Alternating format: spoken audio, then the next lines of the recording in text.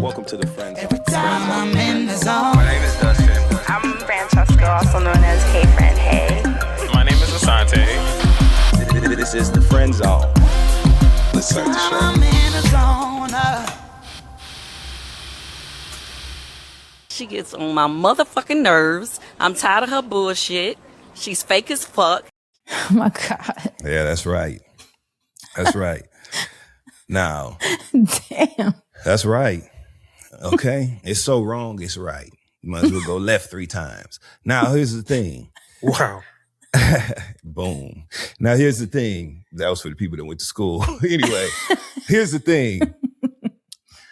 Yeah, that was Candy Burris. You know what I'm saying? And I happen to have that spirit of Atlanta in me because I'm recording live from Atlanta, Georgia this week. Okay? Hey. That's right. A-Town dying. So, you know what I'm saying? You But can't down here's for the Sierra thing. Day? No, I'm just... Yes. So here's the thing. Here's the thing. That was Candy Burris getting some heat, letting some steam off about a prior conflict that she had with fellow Real Housewives of Atlanta castmate Marlo Hampton at the time. Marlo had been calling Candy all kind of hoes and shit on the show. And finally, when they asked Candy about it on the red carpet, that's how she responded. Because, you know, it becomes, you know what I'm saying? Like it gets to a point, you know what I mean, with certain things. And so sometimes people push you there. And every so often, Candy Burris, who we know is focused on her future, focused on building businesses, Her money, cementing herself into the Broadway landscape. You know, That's what she's focused on. But she can still be pulled back down to the mat. Yes. If prodded appropriately, bring in evidence. What happened last week? If you don't know, I'm about to tell you. Tell the people. Everybody knows that during the 4th of July this year at Essence Fest, they had honored Black women in music, right? 2 of the honorees there were several honorees at the ceremony, the event. Candy Burris was an honoree. Mona Scott Young was an honoree. Missy Elliott. Monica, you know what I'm saying? These are people with long-standing relationships and ties in the industry. They were all being honored, and there were people like Sherry Shepherd who was presenting these honors, and a couple of others. There's a video clip that went viral where Tamar Braxton bulldozes her way up to the stage, right? She's not an honoree. She was not being presented, and she's holding Monica's wrist. Monica freezes like Lot's wife. Okay. Like she literally is frozen when her heart's not open. Okay. She was frozen standing there. Candy has a permanent smile on, but she rolls her eyes like this. Rolled the hell out of my eyes. Yikes. You know what I'm saying? When Tamar tries to speak to her, then Tamar moves to the side. She's kind of in the way. The video went viral. Tamar was in the comments of the video. It's people, because of course, the fandom, people who are attached to Candy, to Tamar Braxton, to Candy, to Monica, everybody had an opinion on that. Nobody was in the comments liking shit except Tamar Braxton, liking comments, calling Candy and Monica mean girls, saying that she could sing better than both of them. She's down there liking these comments and shit, right? As time goes on, and so Candy doesn't say anything. Monica, of course, you know, she ain't saying nothing. We just happy Monica didn't pull nothing. You know what I'm saying? Because we know Gunica, Glockaka, you know what time it is. That's why we love Monica. You know, she's licensed. So nobody says anything. Tamar Braxton is being interviewed on a radio station by L'Oreal. Shout out to L'Oreal. She's interviewing Tamar. L'Oreal. I haven't seen her in a minute. She's interviewing Tamar, and she asks her about it. And Tamar is like, well, there's no beef. I only beef with nobody but the devil. And there's no beef, you know, blah, blah, blah, blah, blah. Candy Burris hops in the comments, right? Candy says, I'm going to land this plane. Candy hops in the comments. She says, no beef, but you just walked past me at a party last Saturday and called me a bitch. She said, I can't deal with this fake shit, right? Oh, my God. Oh, the internet went in an uproar. Everybody has something to say. So, again, Tamar's liking comments, all that other stuff is going on. All of a sudden, we get this alert. Everybody who follows Candy, which you should be if you're not, follow Frank, Candy on YouTube. You remember his favorite show? Which one? Sing It. Dustin. I'm not saying Candy. Do it for the vine. He said, I'm thinking about that food, but I'm not. Anyway. So, which also, that's on Peacock, by the way. Anyway. So, that's how you get back in focus on what you was talking about. So, Candy all of a sudden releases this teaser on all her socials, her Instagram, her TikTok, her YouTube channel, Candy Online, teasing a Speak On It. You know, she has a talk show called Speak On It on her YouTube channel, where she has notoriously given her side on things that are going on in the media, interviewed huge celebrities. She just did an interview with Mayor Andre, what's his last name? Dickens. Yep. Just did an interview with him. So she interviews all kind of talent. It was amazing. Candy got a whole video on her YouTube channel that I want y'all to watch. That was the whole point. I already of watched telling you it. this. What? so she spoke on it and she told what happened and why she has a problem with Tamar She was sitting Braxton. down with A1, one of her day ones, which I love. Day ones. Who he don't. It would be like when Yep. us sitting down to discuss one of us having a conflict with somebody. How that's gonna go? You know what I'm saying? Like you already know.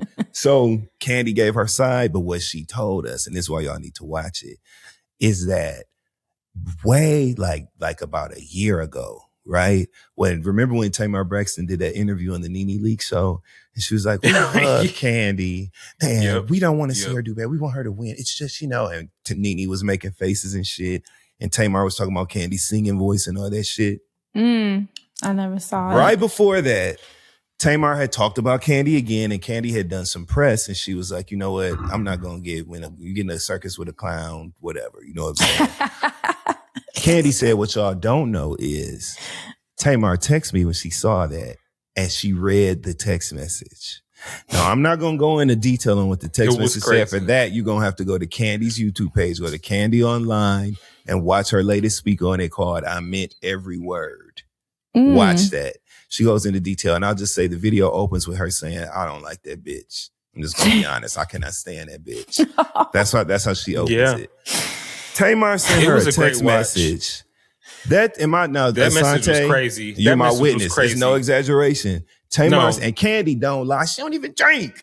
Candy literally read this text message that Tamar sent her that was so scandalous that I was moved to chorus to bring it here to the top of the show because I want y'all to go watch that video. I believe every word. So that's the point of this. Go to Candy Online on YouTube. Watch Candy Speak On It. It starts at about the 15 or 18 minute mark of the video. Because I walk into the party looking like a bag of money with a bag You're of welcome. money. Hello, okay? She's like, "I'm not dealing with her." She said Tamar walked past her at this party, and right after she got behind her, she gonna say, "Bitch." That's how Candy said. I loved everything about the interview. Her talking about Riley and sticking up for Riley where she's at, and even not wanting that for her. I was like, it's good to hear Candy talk about all of this. Like everything. I felt I needed that update from her on a real nigga level like that, and that's what we got. So that's why I know our audience. I know that they'll appreciate that. They watched it already, the other hosts I'm sure. even exactly. So there you go. If y'all watched it already, leave y'all comments and feelings and opinions down below. That's right. Put a peach emoji if you watched it. Anyway, with that being said and understood, welcome to the Friend Zone, your weekly look at all things mental health, mental wellness, and mental hygiene. Because who in the hell want to be on Candy's bad side? It's Candy. Not I. It's Candy. I would actually love a check from the Candy Burst Protections, It's just Candy. Like, that's like getting into it with, just a black person you don't want to fuck with, like Angela Bassett or something. You know what I'm saying? Like, I don't want to argue with Angela Bassett. That's crazy. You know what I mean? Like, want to argue with Angela Bassett. No. So, like, who want to argue with Candy? Why does Tamar have issues with so many people? With After a while, you got to, literally. And it's so sad. Everybody. Y'all know I have long been a supporter. I've always been clear about loving her voice. I think she's a gifted singer. I loved her for her album, Love and War. I've loved some of her. Claude even wrote an amazing song called Raise the Bar on her third album, or Calling All Lovers album. I love that. It's a beautiful song. Yeah. I love her gifts and her talents. I even loved her on The Real when she was a talk show host. Yep. But somewhere along the line, she stopped, it seems, taking herself seriously. I don't know if it is tied into all of the personal turmoil, all the fucked up, failed ass relationships. I don't know what it is, but like me, it seems like she stopped taking herself seriously. And now she's doing this kind of gutter ass shit. So it's just like, damn, Tamar, you really could really do some great stuff in entertainment.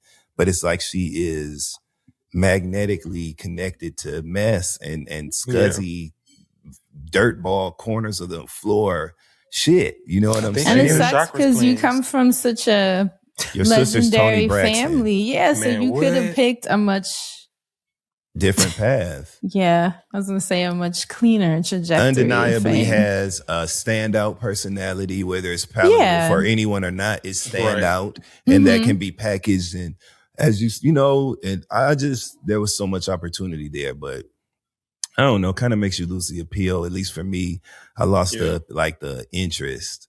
You know, I still recognize the talent. I'm not no hater. Like the talent is there, but I lost interest. You know what I'm saying? I hate that. Absolutely. So. Especially after this Speak On It. I mean, it was really gone, but it's more than farther gone. Because it's like, damn, you doing that kind of shit? Yeah, it's like, and what she did at the party, let's not give it away. So everybody watch it. That's the story. Welcome to the come shit. Back to the comments. Hey, friend. Hey, Asante. How you doing? Hi, you guys. We're back. Yes. We're back. That's a nice break. Hope y'all enjoyed the little content between. Yes. I'm actually really glad you mentioned that.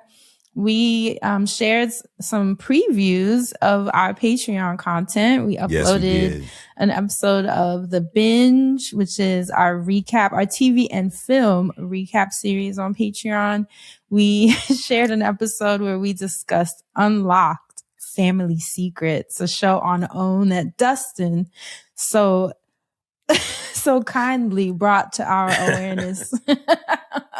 And the episode that was my shit. Was about a preacher's secret and how it just, unraveled his family. A lot of you were fascinated by Dustin's recap of that episode. We also had an episode of The Lituation that we shared with you where we showed you our discussion of Brandy's memoir phases. And we shared the first episode of that conversation. So, oh my God. Oh God.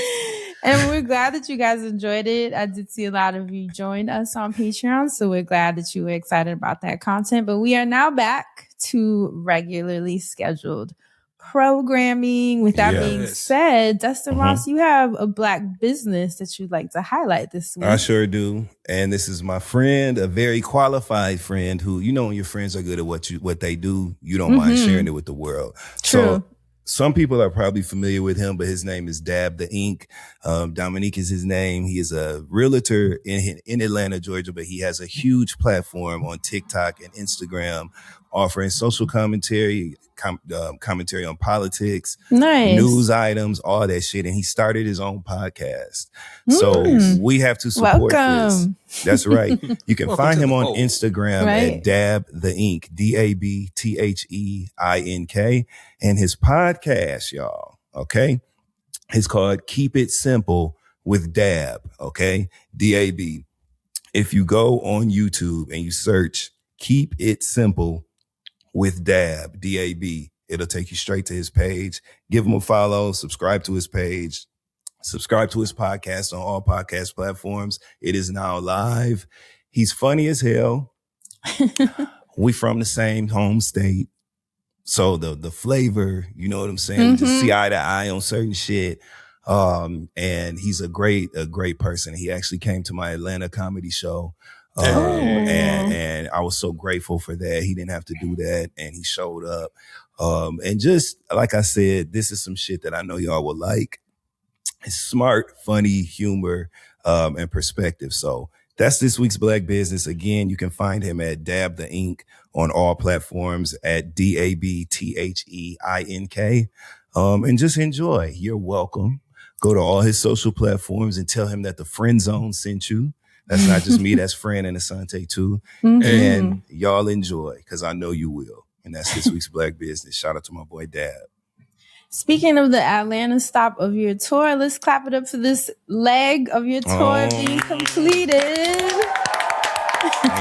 Thank you. Congratulations. I had the honor of witnessing the Nashville stop of the tour. It was also the closing show of that leg of the tour, which is really nice. Yes. You did a phenomenal job, Dustin. You Man, looked listen. like a seasoned vet up there. What did you think of the first show to this show? You know what's funny? Claude asked me that. He was like, being that you saw the very first one and the most recent, was it like different? I was like, the thing is, even from the first one, he wasn't nervous, and it was really well fleshed out and sequenced, and it just was funnier because it was longer. Like this was like an hour and a half, right? Which I don't think the first one was that long. No. It was just, to me, that was cool. Like, cause we got so much more of just your content, but I thought that they were both great. Like, you know how you can see like, oh, the person was nervous at first, so they were kind of getting their feet wet, but I felt like you kind of just had it. Yeah. Yep. It just kind of thank you seemed natural. both, yeah, man. but I pulled up with the We Sound Crazy podcast. In totality. Right? These are busy niggas. You know what I'm saying? Like y'all are busy niggas that made time for me. Asante sent me the most beautiful flowers to my Atlanta show. Thank you for that. So I'm like so that. grateful you Those got are the things that make you feel I don't know, just and rooted when you have to do something that it makes you so vulnerable, right? Hell yeah. So I just have an immense gratitude. Y'all pulled up for me, Fran. I was so happy to see you too. And you already know we all have a relationship with each other, and so it's so good to see y'all when I see y'all. And I'm in Nashville by myself. My granddaddy had just died and shit. Yeah. And I was flying to the funeral the next fucking day. Crazy, and man. Literally it was just a perfect time to see somebody who I knew loved me for real. You know what I'm saying? Yeah. And that includes Claude, Chuck, you know what I'm saying? It was so good to see Phil. It was just everybody. Timon. Yeah.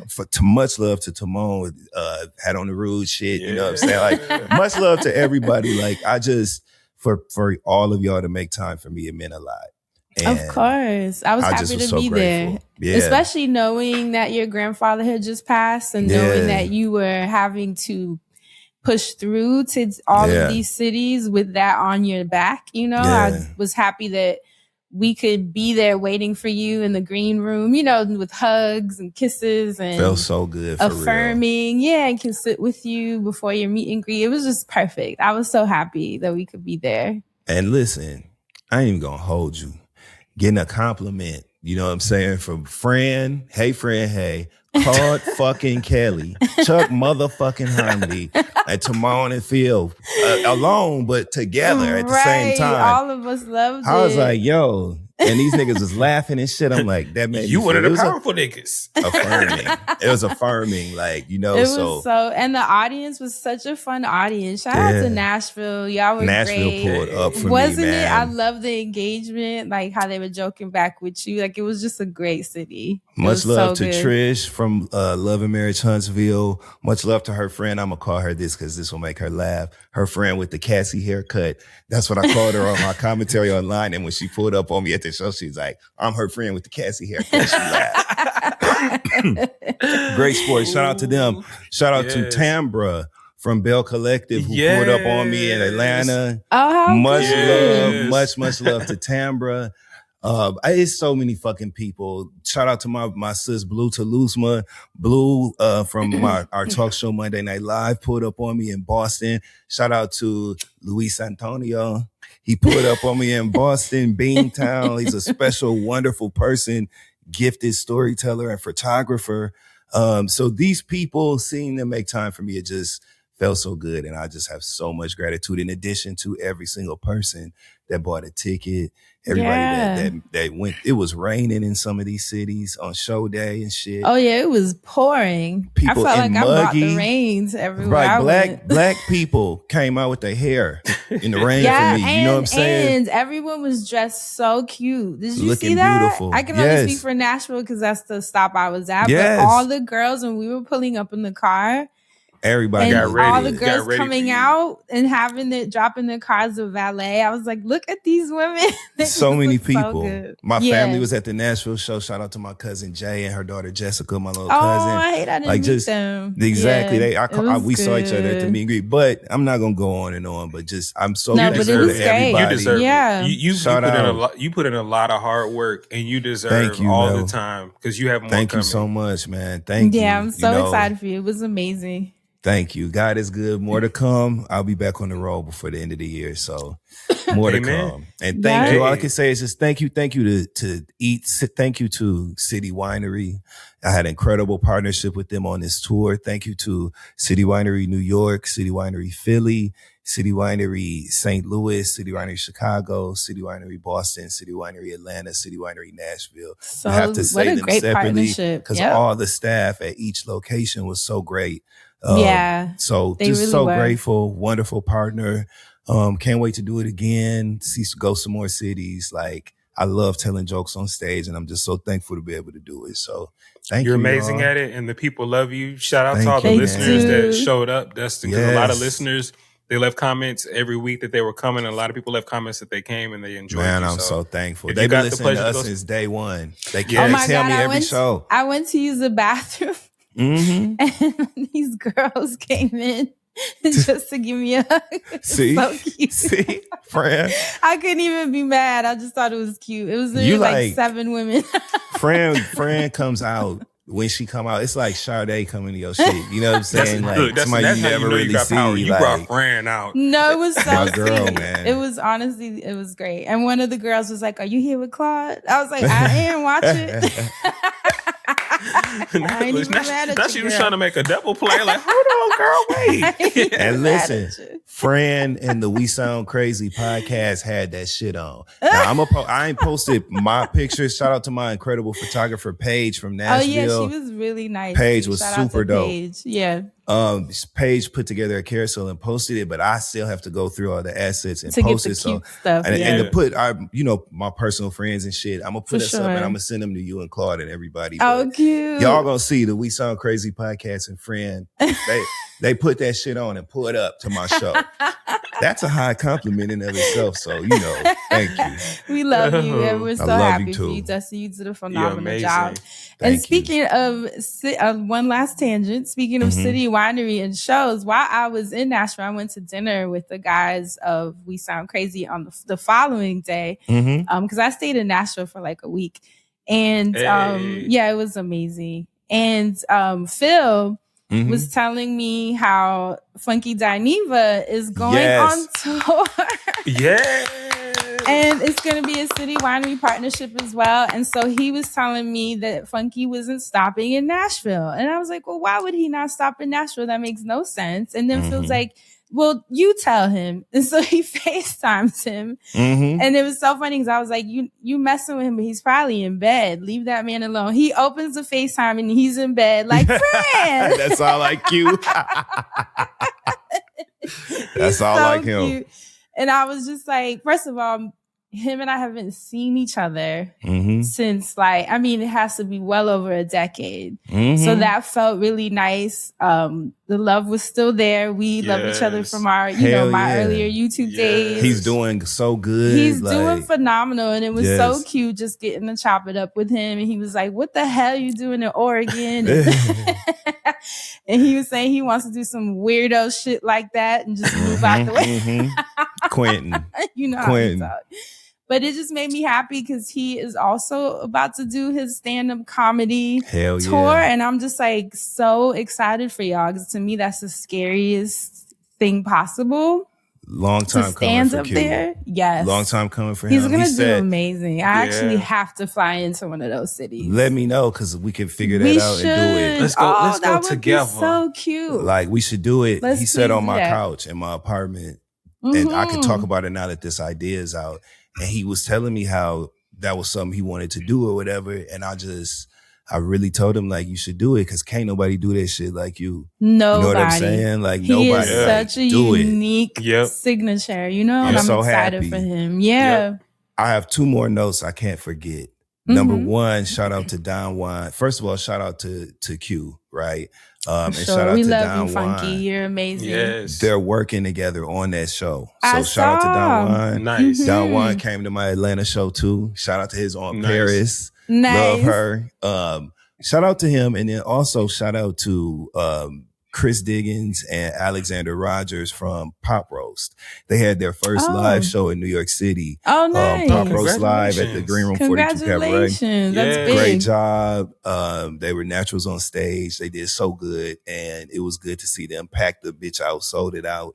It was good to see them in a live space. And I was just happy to be there. If you know anything about the Pop Roast show on YouTube, you already know I was laughing all motherfucking night. I know them from you because you love them so much. Yeah. So shout out to them and keep going, fellas. That was dope. I love it. We gotta highlight all of our folks out here. Hell yeah. Let's jump into the recap segment, shall we? So I'm like, how many weeks ago? 2 weeks ago, we had an episode titled Peri Peri Sauce featuring Wendy and Jess of Diabetes Digital. Clap it up for these brilliant women. We're not clapping for diabetes. We clapping for Wendy and Jess, y'all. Yeah. I just want to be clear about it because it was the timing was right. Formerly known as Food Heaven Made Easy. We had a very, very important conversation with them. It was like a mid-year health check-in, I'd say, where we discussed the difference between perimenopause and menopause, the recent change from PCOS to PMOS and what that means for your care, right? Black women and HRT, pre-diabetes and diabetes, insulin resistance, fibroids. I mean, we touched on so much in that episode, and I was very, very proud of it. And I'm blessed. Most importantly, I was happy with the women who were in the comments like, thank you, my God. Like, especially as Black women, we're not getting the research that we deserve, the care that we deserve. And so I'm glad that we can use our platform to share, different views and different options for your care. So those of you listening had a lot to say. Who stood out to you, Asante? Yes, a lot of those Black women you speak of stood out to me, especially in those Spotify streets, starting with World Class MC. The comment reads, "So glad you had the Diabetes Digital ladies again. I listened to their last episode in early 2024. Little did I know I would be diagnosed with type 2 diabetes later that year. While it was a shock, I remembered that episode and went back to re-listen and then check out their own podcast. It helped me to better understand and come to terms, not just the diagnosis, but what I could do to naturally address the symptoms. I've managed it ever since with diet and lifestyle changes. Shout out to you, World Class MC. I actually don't know your pronouns, but I just knew you was in the comments. Excuse me. But there are a lot of Black women in the comments as well. But that's a Black person in the comments I want to share, assuming. But I think the they got great pronouns information. are LYTE. UNITY. Excuse me. I know you said like you were spelling. So I know. I'm sorry. We double ADHD. That was not good. Excuse me. On to more important. A Black woman. See Lisa Bell's comment My reads. pronouns are LYTE. My pronouns are LYTE on the BET on the 2026 BET. Or you know how MC Light be the voice of God on the BET. My pronouns are LYTE. See Lisa Bell's comment reads, thanks to the friend zone. I mean, so heavy that even as I'm trying to read past, him and her are both at this microphone echoing because she's trying to out MC like Dustin, who is impersonating her. Coming up next, Y'all, ADHD. my pronouns are LYTE. The comment goes on to read, I went through diabetes digital to find my dietitian earlier this year. I've been working with Cecilia since March, and through her nutritional guidance, my A1C went from pre-diabetes level of 5.9 to 5.4 as of last week. Additionally, my God. right? We got to clap for that. No, y'all, like that's so serious. Now look, this was this is 3 weeks ago, so I'm praying for you, see Lisa Bell, you're going down even more, but I'm just going to add that as part of the claps. And the comment goes on to read, additionally, all of my cholesterol levels before the start of this year were elevated, and now my levels are all normal. Jesus. I am a 50-year-old Black woman who is in the throes of menopause, and I am Walk grateful. with the Lord. for the care of this podcast. Lisa Bell, Yes, Lord. Lisa Bell, we are grateful for listeners like That's you. so Yes, we sweet, are. y'all. That's Like, why for when real. amazing Anybody people like Wendy and grateful? Jess come to give us amazing information such as that and share it, we are just glad that you all can receive it and use it. Yeah. But the thing about it is this, for real. Seeing the show, don't laugh. How No, could, you like, just get me and tell me crazy. that. But here's the thing. Anybody grateful? Yeah.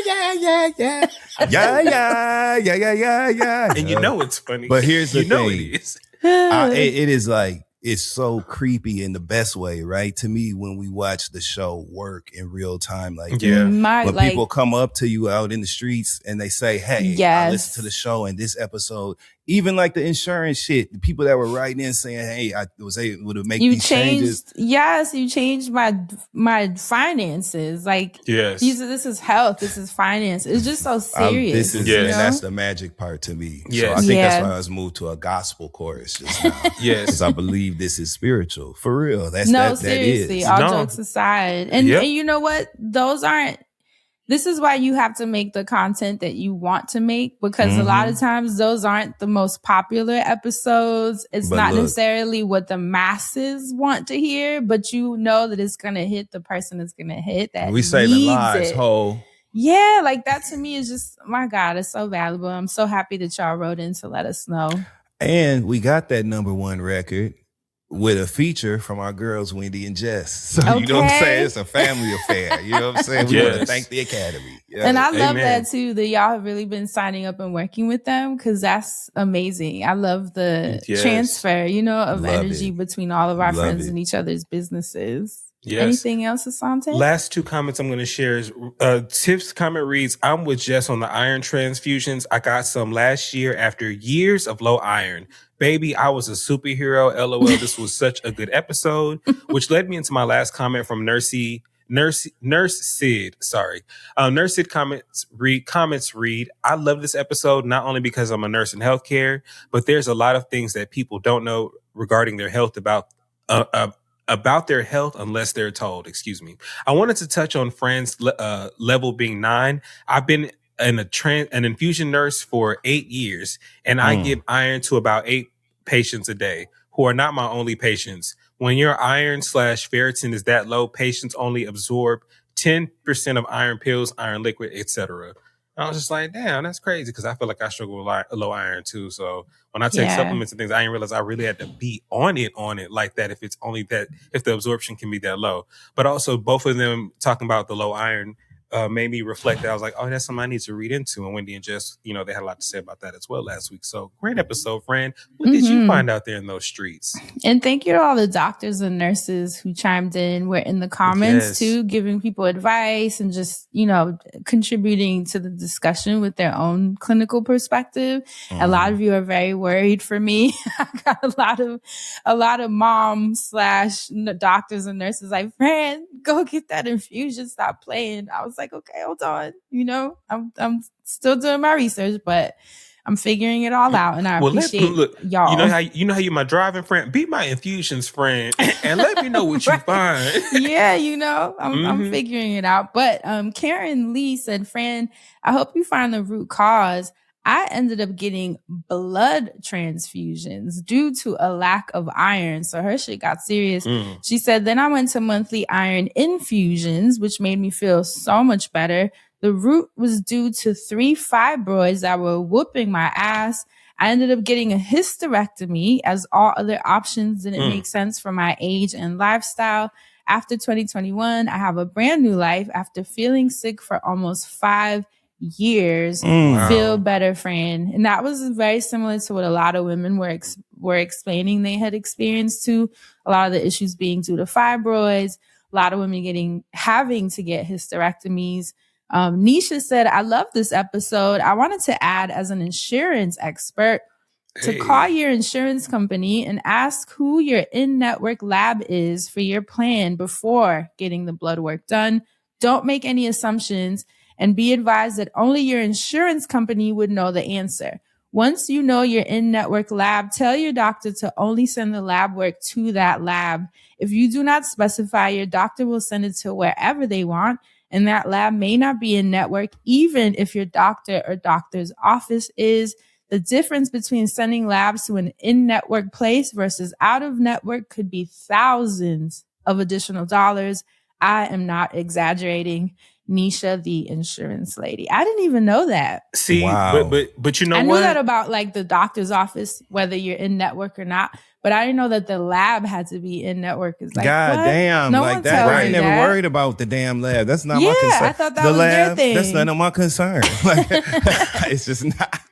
You know, I'm I hate so, to say, like- Dustin, you're right when you're right though, because Yeah. to add I ain't a at work. nurse to go from from your earlier Right. point about this podcast, the way that it works, from us to go from the nurses and healthcare folks to the insurance folks to being like, don't forget about on this By the end. way, It's just like mhm. beautiful that you all listen to this and take this in and share with us and add to the landscape. I did not know that. Thank you, Yeah, Nisha. because that's crazy. I never Lastly, would have thought that. That's Never. crazy. I would assume if it's an in-network doctor, it would be an in-network lab. Yeah. Yeah. That's how they get you. Capitalism is a motherfucker. Some Tiffany crazy said, shit. thank you for this episode. As an OBGYN that just finished residency and will soon be started. Right? Clap it up. Wrong girl with your rich ass. Man, what? You doing residency? I was about to say, what Yeah. city are you in, Come on, Tiffany? okay. You an eligible bachelorette, I'm assuming. Is she single? As if She so, didn't say. oh, darling, you're about to have a great If fall. your man Hot listening, girl fall. hey, we just, supporting your girl. If your man listening, tighten up. Okay? Because you got a winner, baby. You better be eating that. You know what I'm saying? She says she's starting her first job as an attending, and they were taught about women's health initiative studies and how much fear it put into our community to prescribe HRT. Unfortunately, this is a concept that we still hear from our patients frequently. This episode is so important as HRT is not only beneficial for the well-known menopausal symptoms of like hot flashes and night sweats, but it also decreases the risk of cardiovascular disease and osteoporosis after menopause. I hope that this episode helps women in our community at least start that conversation about HRT with their providers. Again, thank you so much for bringing awareness to this. So those are my 3 comments.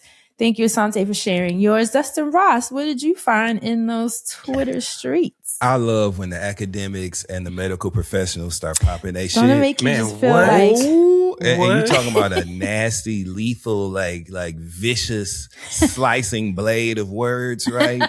If you twist it that way, I love it. Anyway, only thing I want to share, this is niche content, right? So forgive me if this ain't your thing, but roller coasters is important to me. And we didn't have a we bunch know of shit happen. how in much this they community. mean. First of all, Kumba at Busch Gardens in Tampa. Now, you might not even know what that ride means. But if you've ever seen an ad for Busch Gardens and you've seen that teal roller coaster spinning around like that, and it's iconically associated with Busch Gardens Tampa, it closed! Oh, what Damn. happened? I ain't no hater. What's wrong? Yeah.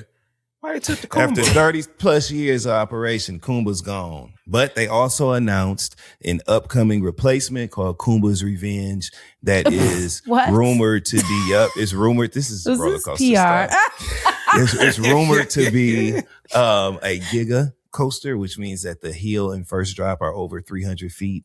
If so, it'll Oh, be God. something to be spoken of in South Florida. Or in Florida, roller coaster shit, whatever. Anyway, other thing is, this is some Atlanta shit. There's a small park, there was a small park here called Fun Spot Atlanta, right? Yeah. They have a couple of Fun Spot parks all over, but it closed recently. They had just added a world-class roller coaster, which was so random because this is a small community style park, like very small. It's not like a Six no. Flags or anything. Right. But they got a roller coaster of the quality and ilk that would have been represented at a Six Flags or a Cedar Fair or And then they an went Enchanted broke Parks. because of it? I don't know if that's why, but the roller coaster community has been, we are just gripping. Really? We are real, just can't believe it. So it's rumored. I'm So sorry the for ride y'all. is called Airy Force One, ARIE Force One. And the Friend. CEO, there's a tweet from the Fun Spot America Twitter account. This is my tweet of the week. That's why I had to get us there. Okay. It says, a message from, and that is at Fun Spot America on Twitter, because who in the fuck is going to call it? And this park just closed on April 2nd. So this is breaking. August. 2nd. I mean, August. Yes. It's April. Excuse me. Oh, So- my God. August Last 2nd. week? Yesterday, 2 days ago. Oh, 2 days don't know where I'm ago, at. like Portia said on the reading. I asked you 2 days ago. Like that, yeah. So look, it says a message, and look when the message came. 2 days ago. It says a message from our CEO on this very special day. He says, because people are healing. You know, people need healing behind this. And this is for my roller coaster community, brethren and sistren and them, they, then, that are listening to this, right? So it says, thank you to everyone joining us for one last ride. We hope today is filled with unforgettable moments, meaningful memories, and one last incredible day together. People are upset about this ride closing, but it's rumored that it's going to be bought by another park, and they're going to be able to disassemble it, move it, and then relocate it, and then reassemble it according to the topography of the land somewhere if it's at another park. So this is roller coaster nerd shit. We have to get in the woods, but stay tuned because there's going to be an update. Can I just say, Dustin, on like the randomest of note, whoever's like in charge of like the marketing for this is doing such a good job, because like the message on the website is so nice and lovely. Like we made so many memories in Atlanta, and Atlanta is one of those places where businesses are just not nice. So I'm just like, damn, it's just sad to see a nice business Fun like Spot this. closing. Damn, I ain't I happy never heard about of it. it. Yeah, is it me a either national till they got brand? Air Force One. Yes, they have a few other parks. Okay. I think maybe 3 in total, Asante, if you're on the website still. I don't know. I am, but I only it only gives me it's Boots the on the Atlanta ground website. journalism. Yeah. Hold on. Oh, it took you to the Atlanta website. Yeah. Well, they have multiple parks. Let's I do know see. that. But the Atlanta park, Damn. it's gone. Well, you know what I'm saying? Rest in peace. Rest in Hopefully peace to they Air get Force back One. up. That's my tweet for the week. And that means that is it for the intro. Do you guys have any announcements or anything you'd like the audience to know before we jump in? No. No? Well, let's jump in then. We glad to be back. We missed y'all. You know what I'm We saying? did. We really, Shout out really to y'all did. for sticking around. You know what I'm saying? Right. Matter of And fact, for listening to our preview episodes. We appreciate that support as well. because they got spun. The records got some spins. So thank you. And thank you, Patreon. We love you, Patreon. We do love you. And if you're new Patreon. here and you're wondering what this is, Dustin welcomes you in the intro already. But, you know, we're a good time. So if you've had fun thus far, stick around for what's about to happen next. Let's jump into this week's episode. I don't know who needs to hear this, but your bank account has been trying to tell you something, because we all have subscriptions, and a lot of the subscriptions that we have, we don't remember signing up for. At least I know that's my case. I'm tired of $8.99 every month going somewhere and I forget how I got there or why I signed up for it. Well, here I am to tell you guys about Rocket Money. Rocket Money is something that we've talked about before. They can help you with your budget goals. You can see personalized insights, get regular reports, and they send you email notifications, which I love because that notifies me about my money. And then I'm not so surprised when I log into my banking app to see how much money I got. Rocket Money is a personal finance app that helps find and cancel unwanted subscriptions, monitor your spending, and helps lower your bills so you can grow your savings. Let Rocket Money help you reach your financial goals faster, and join at rocketmoney.com/zone. That's rocketmoney.com/zone. rocketmoney.com/zone.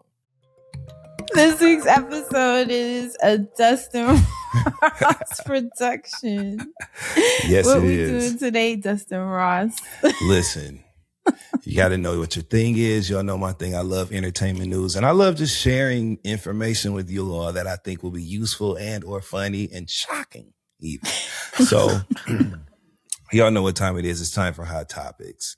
Play the windy music. Ding, ding, ding.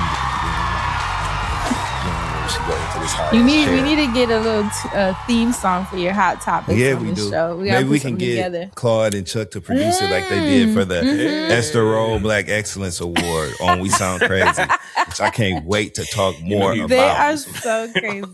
Anyway, it's time for Hot Topics. So I figured this week we would start things off with something light. You know what I'm saying? Because we do have some things that are a little deeper and darker on the docket this week. But no. I thought this was so dope, right? Atlanta restaurant, okay, hosts, quote, the drop-off party, ATL, this past Monday, August 3rd, for moms on the first day of school. Oh my God, I saw that. That's cute. Yeah. I know, right? Shariel, our friend Shariel posted in her Instagram Shariel stories. shit. Yeah.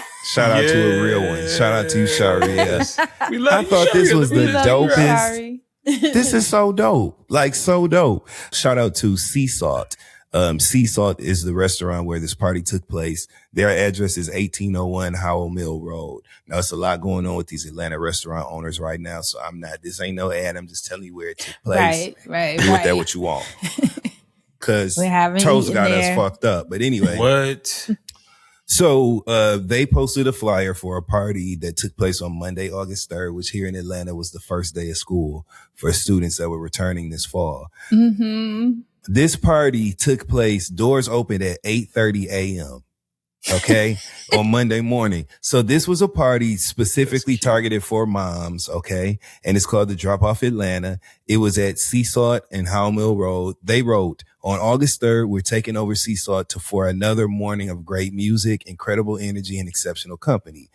This is your official reminder. The morning of August 3rd, you're off duty. It's a moment to connect with other amazing moms, network, explore the restaurant menu options, dance, and more. So this was a party for the morning of the first day of school. It's called the Drop Off Atlanta. That's you drop so your kids cute. off and then go And then party you in go the get morning. a drink. First of all, brilliant marketing. Bingo. Hello. Brilliant I said this is my marketing. kind of parenting right here. You know what I'm saying? My favorite was the clip of all the moms standing on the table with their arms in the air. They said, fuck them kids. I love this. And I think there needs to be more of this. Bring the Yeah. fun back into being a parent. Everybody act That like part. And the support, just the community. I like Yes. that for the parents for sure. everybody act like Tanisha's mama or Kanisha's mama on Lean on Me. Remember how mean her mama was? She ain't want her and shit. Threw her out like just a mean ass. Everybody act like that now. Bring the joy back to Yes. parenting, you know, and things like this ensure it. This makes you be in a good mood because you know you about to go party, so you dropping your kid off in a good mood, you know. Right? Hugging them a Morning little harder. party. Yeah, exactly. Bye, little asshole. See you later. You know, I love Is it this. just me or is school starting earlier and earlier? I said the same thing. I said, When God does school damn. start the first week of August? We used to start after Labor Day, but I do remember that being something that came later in my primary education or whatever, my primary years. Starting later came later? Yes. Originally, we went back to school in August every year. And then I remember they started having us come back after Labor Day because we would have that weekend off anyway. And I remember the Right. school year calendar, the academic calendar shifted in that way. And that was how it was until I graduated high school. I don't know what the hell they doing now, but Yeah, these this kids is go so- back early. Yeah, because I'm like trying to remember, unless I'm tripping, but I felt like school started in September. Mhm. The only time I went in August was for college because you had to, come prepare your dorm in, and all yeah. the shit that comes along with going away to school. But this just felt really early. But the thing too is they get out in like May. That's Which the I know thing, these too. parents be pissed. Yep. 'Cause that's like what?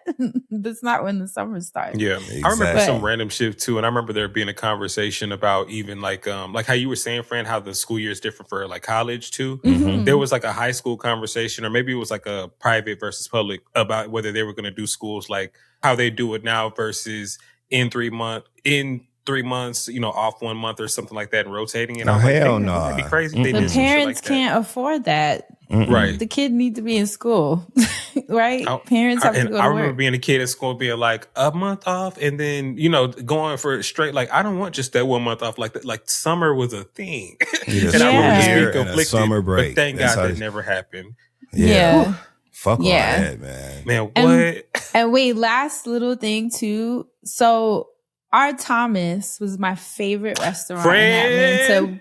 Are you telling me it's not a thing anymore? I just found out today and I wanted to cry. Friend, Atlanta is changing. Friend, you know, I thought of you too. And I should have hit you. Cry. I just when found did this out. happen? I don't know, friend. I just found this out too. And I was like, R. Thomas is No, God. Dustin, you don't understand. When I lived there, I was there every week.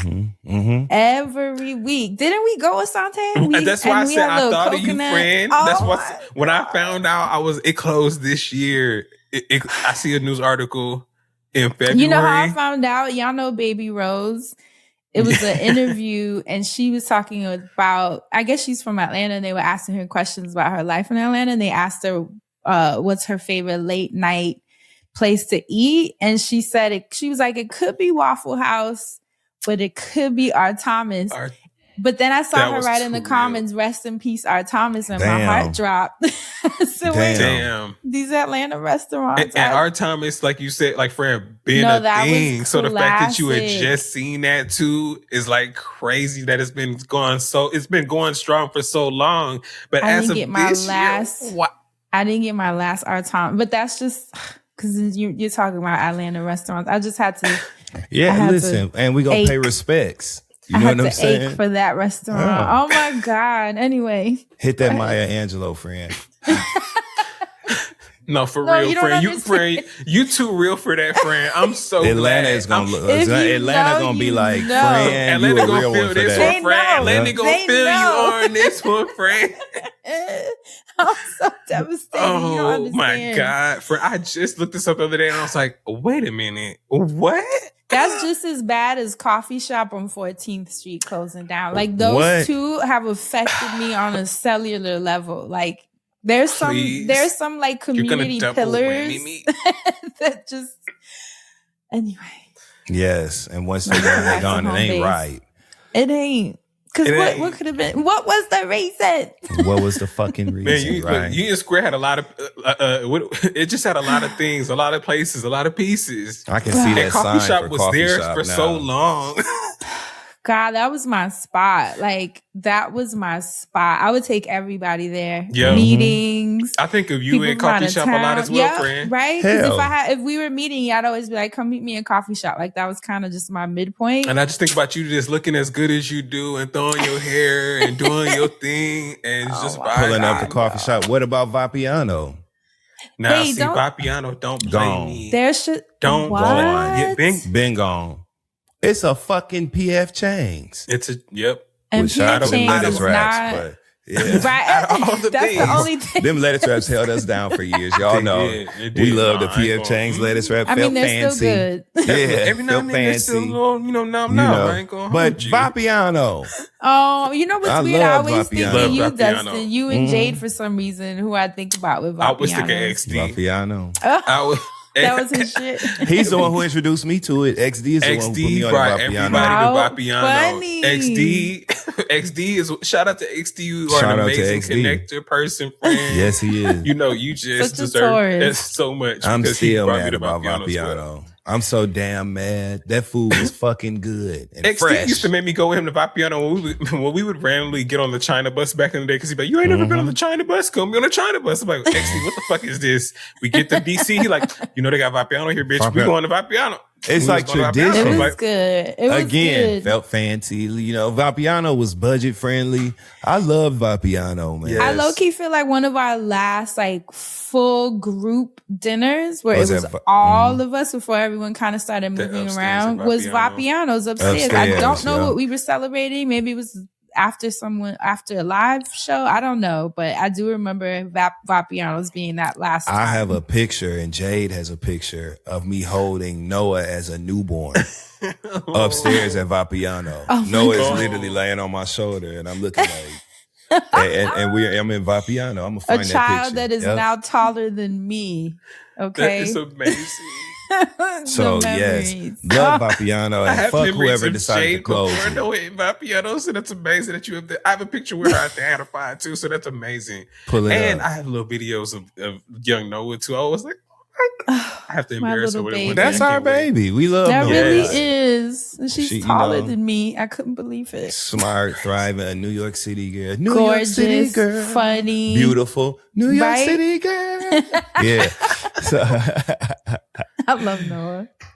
we love you, Noah. Now, this is funny, Yes. too. And speaking of iconic restaurants and institutions associated with the city, are you guys familiar with the Wiener Circle in Chicago?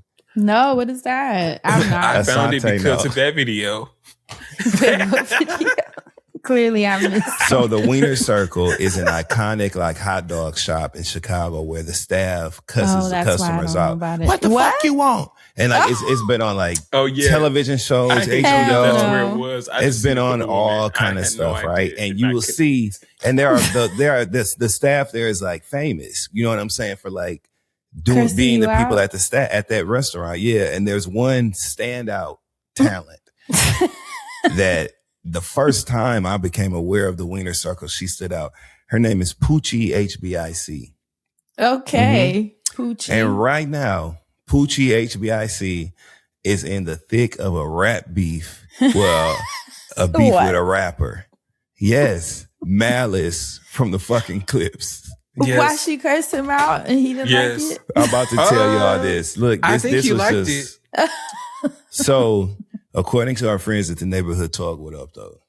According to our friends at the Neighborhood Talk, Wiener Circle Never personality Poochie HBIC claims Clips rapper Malice walked off without paying for a little $9 Polish sausage. Quote, I'm on his ass. Now, if you're watching, that is Poochie HBIC right there. Ain't no way. That's Poochie.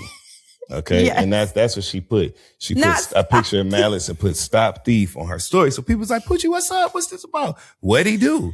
So girl. Poochie was in the comments and she said, and I'm going to read this verbatim, right? She said, he going to come in Wiener Circle, him, his big ass security guard and a cameraman. He done picked up off the street, order a Polish, and then go get back in the car and drive off and not pay for it. He probably was mad because I thought he was Flavor Flav at first. Then I realized who he was. So he a thief. Yep. Just did a whole concert, made money, and run off with a $9 Polish. I'm on his ass. I'm gonna post the video. Watch me now. That's what she put. What? So Dustin, did you see the update?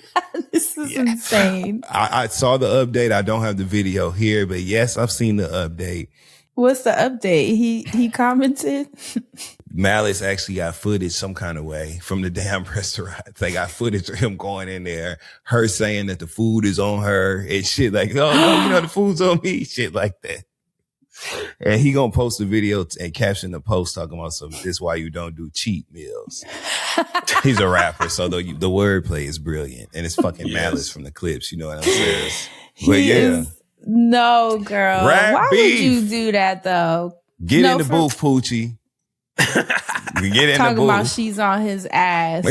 I'm on his ass. She gave him a And She's mind you, crazy. it's Twitter users That's on the there world talking today. about they calling Malice a glizzy bandit and shit. You know what I'm saying? All kind of shit. So The word glizzy makes me laugh. It does. Where did they come? What are the origins I of don't the know, glizz? but it's great. why did you call it that? You know what I'm Right. saying? Like, because I had a glizzy. A Sounds like it glizzy. hurts. Anyway, Do you catch Um, yourself saying things that people don't really understand anymore? Like or maybe I just use expressions that don't happen anymore. But what's the expression? The jury's still out. Have you Yeah, ever used mhm. that expression before? hell Yeah. yeah. I used it recently, and I was in a room full of young people helping my auntie move, and they didn't know what Oh. it meant, and had to. They break were it like, down. huh?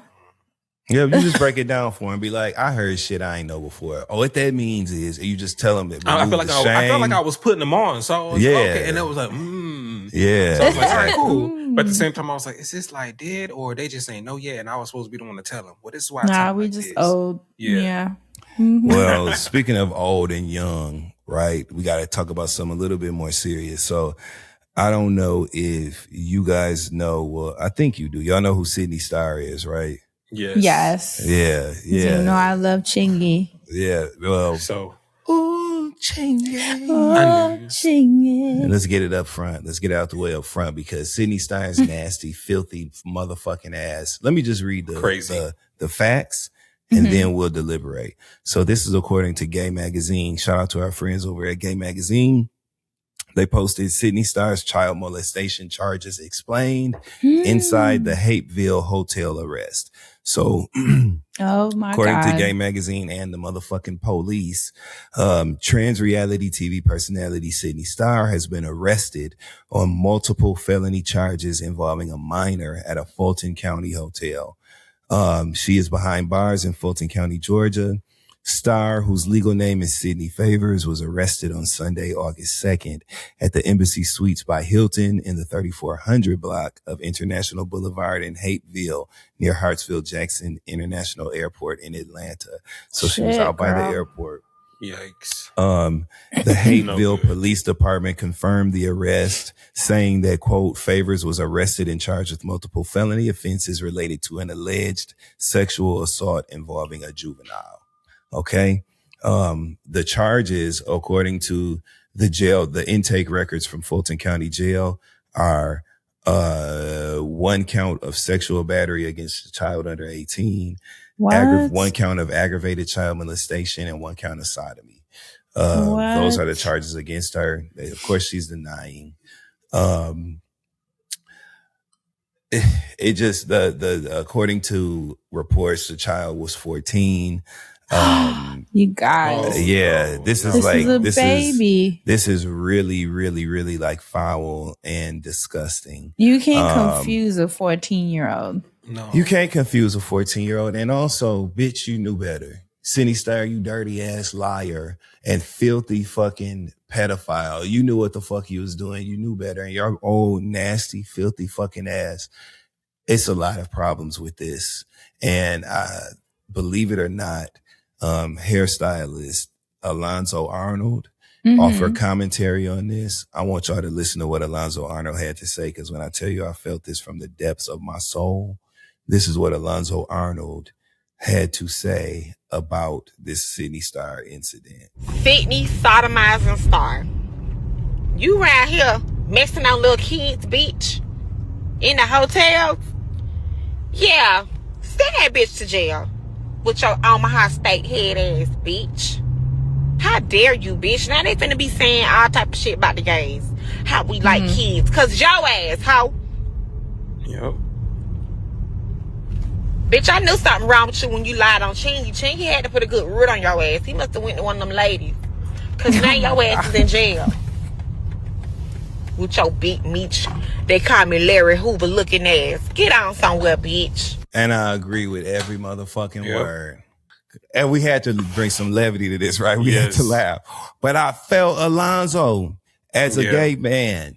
Yeah. You know, I felt Alonzo because you nasty ass whore. Terrible, though. Now they're gonna, all this is gonna make people, and they're already doing it, by the way. All of the usual suspects, I'll just put it like that without naming names, they're all reporting on this, misgendering Sydney Starr, attributing these behaviors, saying that's how they do, that's how the gays do. Oh, you mean how like the conservatives are taking this as the a usual talking suspects. Point. They are turning this into a talking point and falsely attributing this behavior, this foul, fucked up, nasty ass behavior, which really is more akin to them and their set, but they're attributing it to homosexuals, lesbians, transgender community, non-binary folks. They're putting it over here with the LGBTQ plus because of nasty, dumbass Sydney fucking Starr. I've always hated her. I'm just going to speak freely. Literally hated seeing her on Sunday, and then this news broke. The reason that you've never heard me talk about her is because I hated her. Yep. Why do y'all hate her? I've always felt like she made a mockery of gay shit, trans shit, for the sake of being salacious and getting attention. Yeah. Oh, yeah. Very much sure. So. For sure.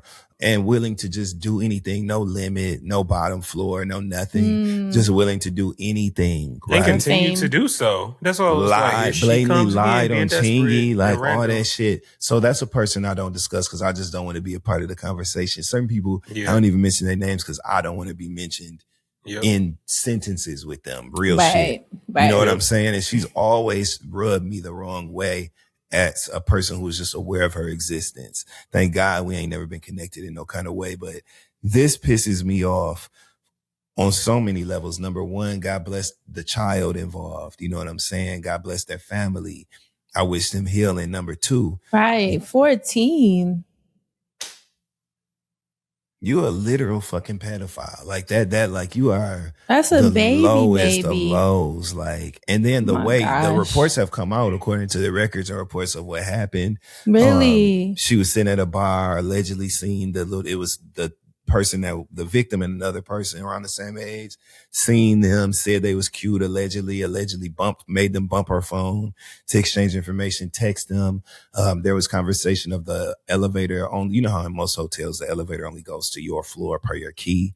Right. She took them up to her room, allegedly. They got scared, allegedly took off running, all kind of shit. So she's denying the allegations. I do want to make that clear. She issued a statement saying that she denies the allegations. So that happened. But this didn't just come out of nowhere. And it is a very serious matter. And I just feel bad for a lot of reasons that this is happening. I feel bad for that little boy. Yeah. And fuck you, Sydney Star, bitch, setting us back. Like giving motherfuckers another reason to think that gay people are nasty sexual deviants and trans people are nasty sexual deviants, which we're not, none of the above. And I just hate her for that. Amongst a lot of other shit, but that's that with that. I don't know if y'all got anything y'all want to say. I don't even know what can be said. Right. That's just terrible fucking news. I thought the same damn fucking thing. Next up, interesting story. This is almost kind of like true crime-ish, but I don't think there was a crime committed, but it was just a weird, eerie ass story. So let's have story time really briefly, right? Okay. This is, so this story is about a surrogate mother's fight to stop the parents from aborting a baby that has a heart defect. Oh, okay. wow. Oh, shit. This is crazy. So this is according to the Telegraph in the UK. There's a surrogate mother that's locked in a legal battle with a couple who requested that she abort their baby after it was diagnosed with a heart defect. So McKenna West is her name. She's a nurse, right? She was the carrier, the surrogate. She's a nurse from Alaska. And she is arguing that surgery should be performed on the child who she has named Gabriel when he is born, and claims that the parents are refusing to do so after she denied their abortion request. So here's a little bit of background, right? This nurse from Alaska, McKenna West is her name. She signed up to become a surrogate in February 2025 through the Worldwide Surrogacy Specialists, which is a company that pays women anywhere from $55,000 to $70,000, according to his website, to be a surrogate carrier for couples that are seeking that. She ended up being paired with a couple that she said was a perfect match. She became pregnant. And at the baby's 20-week scan, doctors diagnosed the unborn child, which was due on September 2nd, right? So less than a month from the time of us recording this, with hypoplastic left heart syndrome, which is a rare condition in which the left side of the heart is severely underdeveloped, right? Now, although this condition can be treated through an operation shortly after birth, the intended parents allegedly requested that Ms. West terminate the pregnancy altogether, right? She was at the 20-week mark, remember that. They wanted her to terminate the pregnancy, saying that they were concerned about the baby's future quality of life. Her contract required an abortion in the event of a fetal anomaly, right? Yikes. Right. She says, quote, I knew that I didn't want to go through with that. She didn't want the baby's life to be cut short. As her pregnancy got to the 22-week mark, she was told that in order to have the procedure, she would have to go from Alaska to Seattle because no doctor in her home state would do it. Oh, shit.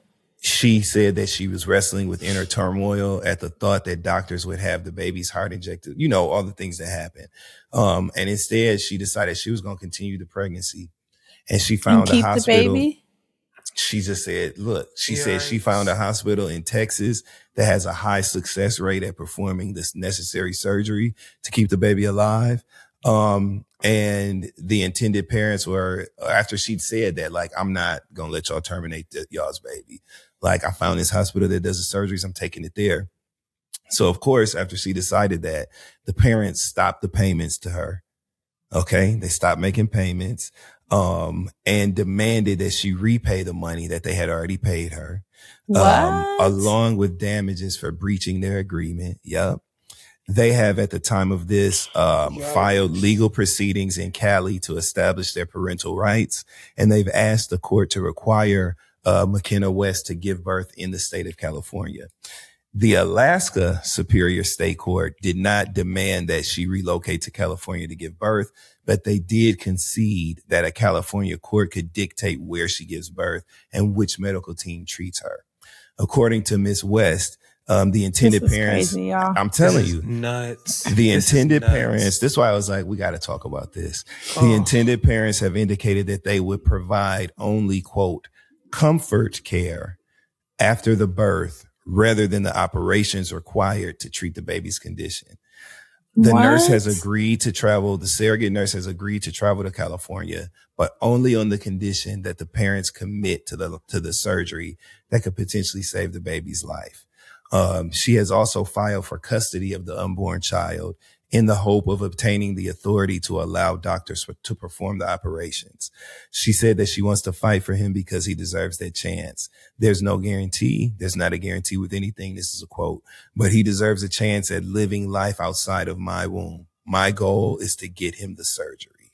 So she was contacted for comment and did not, according to this article from the Telegraph. My God. Yeah, we'll talk about twists and turns. So complex, right? I hate stuff like this. That's so complex. Stuff like this. So she doesn't want necessarily, she's filing for custody for the sake of having authority over the decision making. Yeah, she's fighting for this baby, this child. Literally. She did not want to terminate at 22 and weeks. The child is not related to her at all. That's the part that's like so complicated. But it's in her body. She literally signed that contract to take care and protect this child. And then in that same contract, it also says if something like this comes up, the child's supposed to go. But that protection is overriding that part of the contract. So it's just like, that's the part that's complex because this is a breach of contract, right? Yeah. Quite literally. Literally, right. That's why I'm like, whoa, but this is a human being, not a fucking. And what y'all gonna do? Lock her up and make her give birth? Like, what are y'all gonna do? She's basically she's gambling a lot on this, right? Yeah. She's basically saying like, no, I don't give a damn what y'all said. Like, take your baby, but I'm not gonna let y'all just not take a chance at saving this kid. So I'm clear. She's not saying she's going to raise the baby. She's just asking for custody to have control over the procedure happening. Is that what I'm understanding? According to what I read, yes, that is my understanding of what I read. Not one time did I see her in the quotes express a desire to raise him. And right. Yeah. No, she was just saying, in fact, she flat out was quoted as saying, my goal is to get him the surgery. Right. That's what she said. So this is crazy. Yeah, she's not letting him. I mean, and the parents are like, "Pay us back because we didn't get what we wanted." Yeah. Mm-hmm. And there's just zero clause in the contract, but the human. It's sad because from the parents' perspective, it's also super complex because it's like, we don't end with a child. Yeah, and outsiders, looking in might judge them and be like, well, how dare you, you're just doing this because of this child. But it's like, you don't know their circumstance or what else they had riding on this or what, continues to ride. And this is expensive. So it's just like, I don't even, like, everybody involved, I hope, gets some sort of resolution or peace from this or after this, long after, I don't know. Because right now, this is crazy. I agree. That's one of the fucked up things, too, though, about people having kids. It's like, even with all these, genetic testing and things that they can let you know, the kid has this, the kid has that, so you can decide. And while I do respect people making a decision for their life at the end of the day, but it sucks because it's like people only want kids under certain conditions. Yeah, that's not how life works. And that's just not how life works. And especially because some of these places, they'll customize the process if you don't get what you want, because that's why I said I know that these people might get judged initially. Delete. I don't know the people involved, so I don't want to be like, that's a dickish clause to put in there.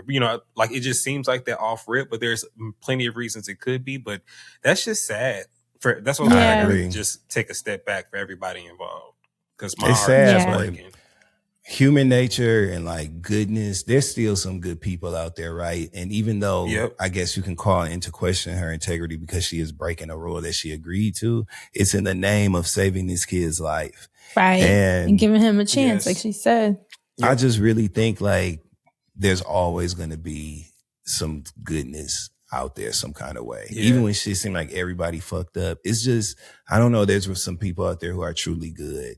And God bless her. You know what I'm saying? God bless that baby. I hope for the best for everybody involved. I hope the best for the baby, because let's say he does get the surgery. Let's say it's successful. Now what? Because if she's not taking him, the parents aren't taking him. Does the baby back, or does the baby go? Well, that was her. I think that part will get solved in like the agreement for the parents, because she was saying, remember, she said the only way that she will go to California is if the parents agree to not just the aftercare, but specifically providing him with the procedure that could potentially save his life. So that's like her stipulation. You know what I'm saying? She'll only go if they do that. And I think if they're in, you know, that is the she's transfer hoping then of that the will baby be, to them. Like, I'll give y'all this heart. baby if y'all agree to make sure that it has this procedure. And after it has the procedure, y'all do y'all thing. But who's to say that even then they won't get the baby and then the next day go give it up for adoption or something? Who knows? Who knows? Yeah.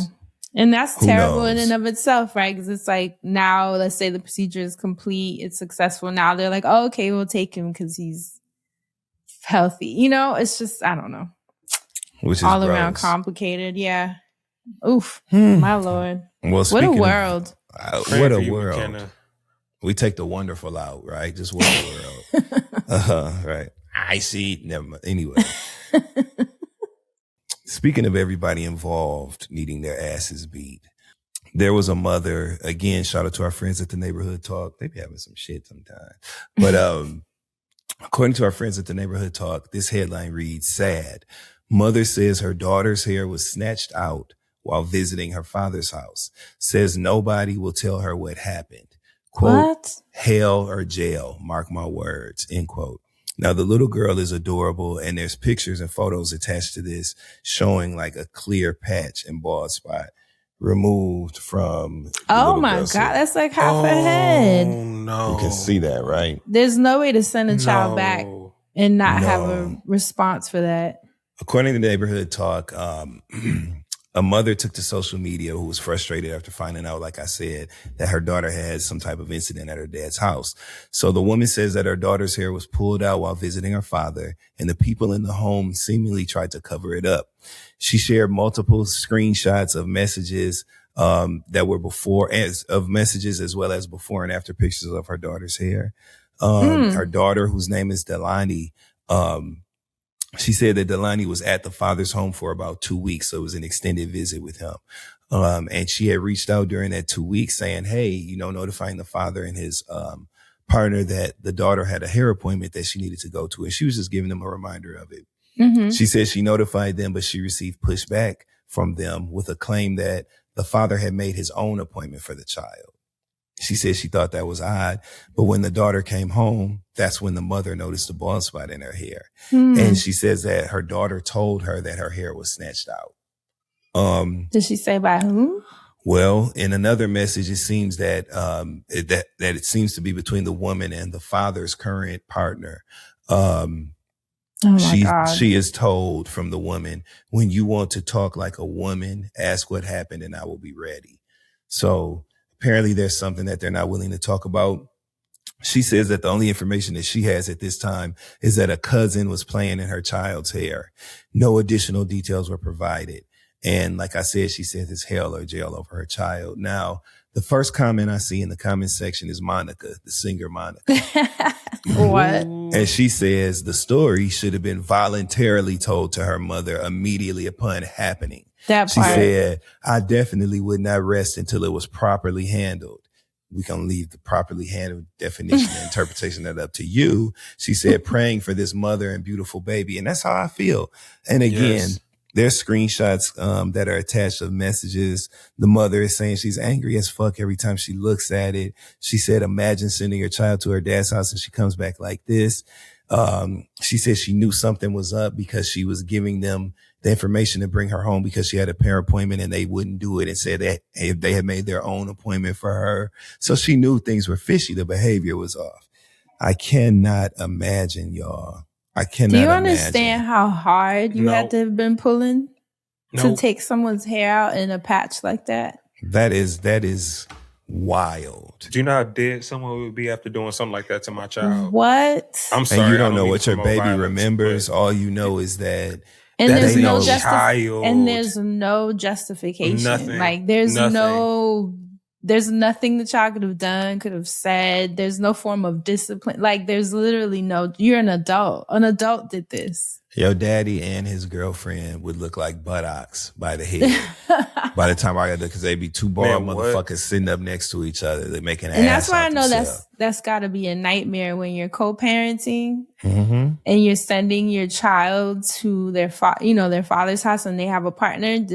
I know that must be so scary because you have no idea what those women feel, what they it's like, ooh. Yeah. And think about it when it's I would beef hate it. and you don't even have a relationship with it's just that's why shout out to all the co-parents that's making it work and making the valiant effort to Hell yeah. to put love around them children. You know what I'm saying? Yes. And the sacrifice that it takes. But I just thought that was crazy, and I would have literally set them on fire. No, about my like, child. Yeah. Like no, this is nuts.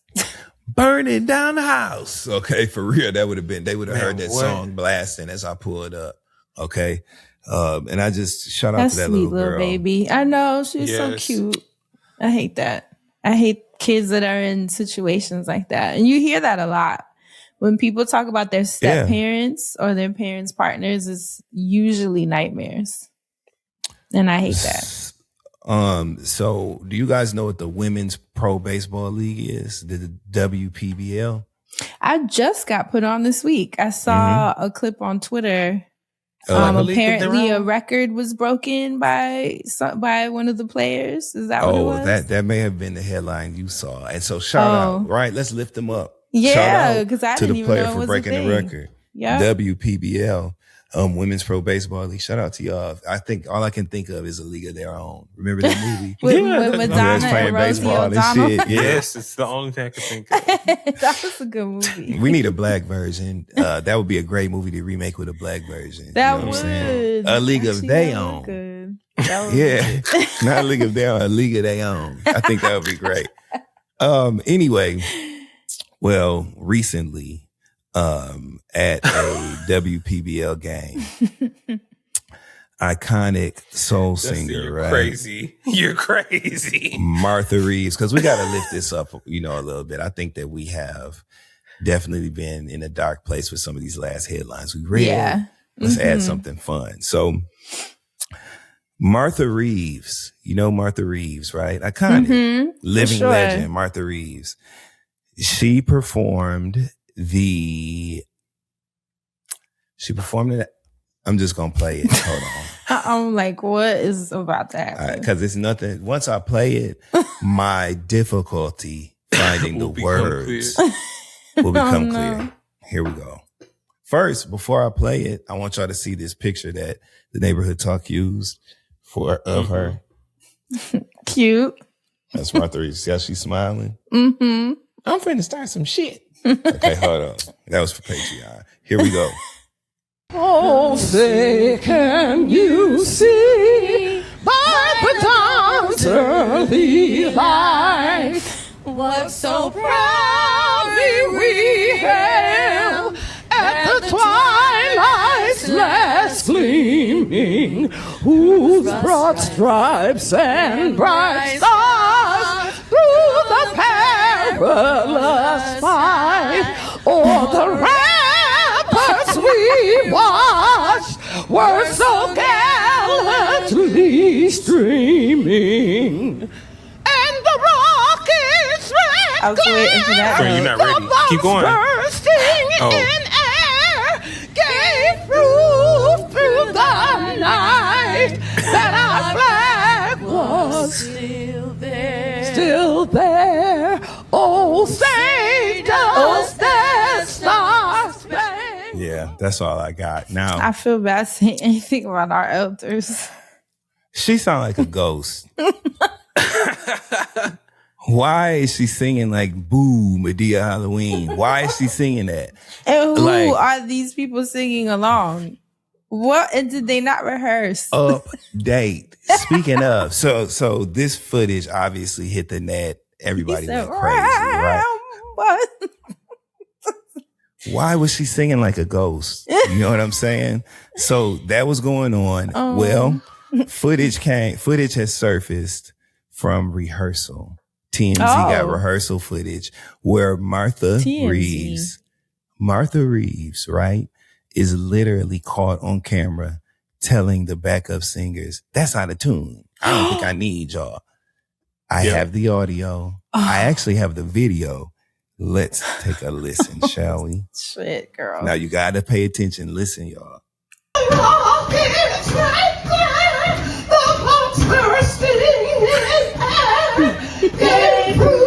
So dry. That's out of tune. That's out of tune. She said that's out of tune. Oh, say, touch me, wash.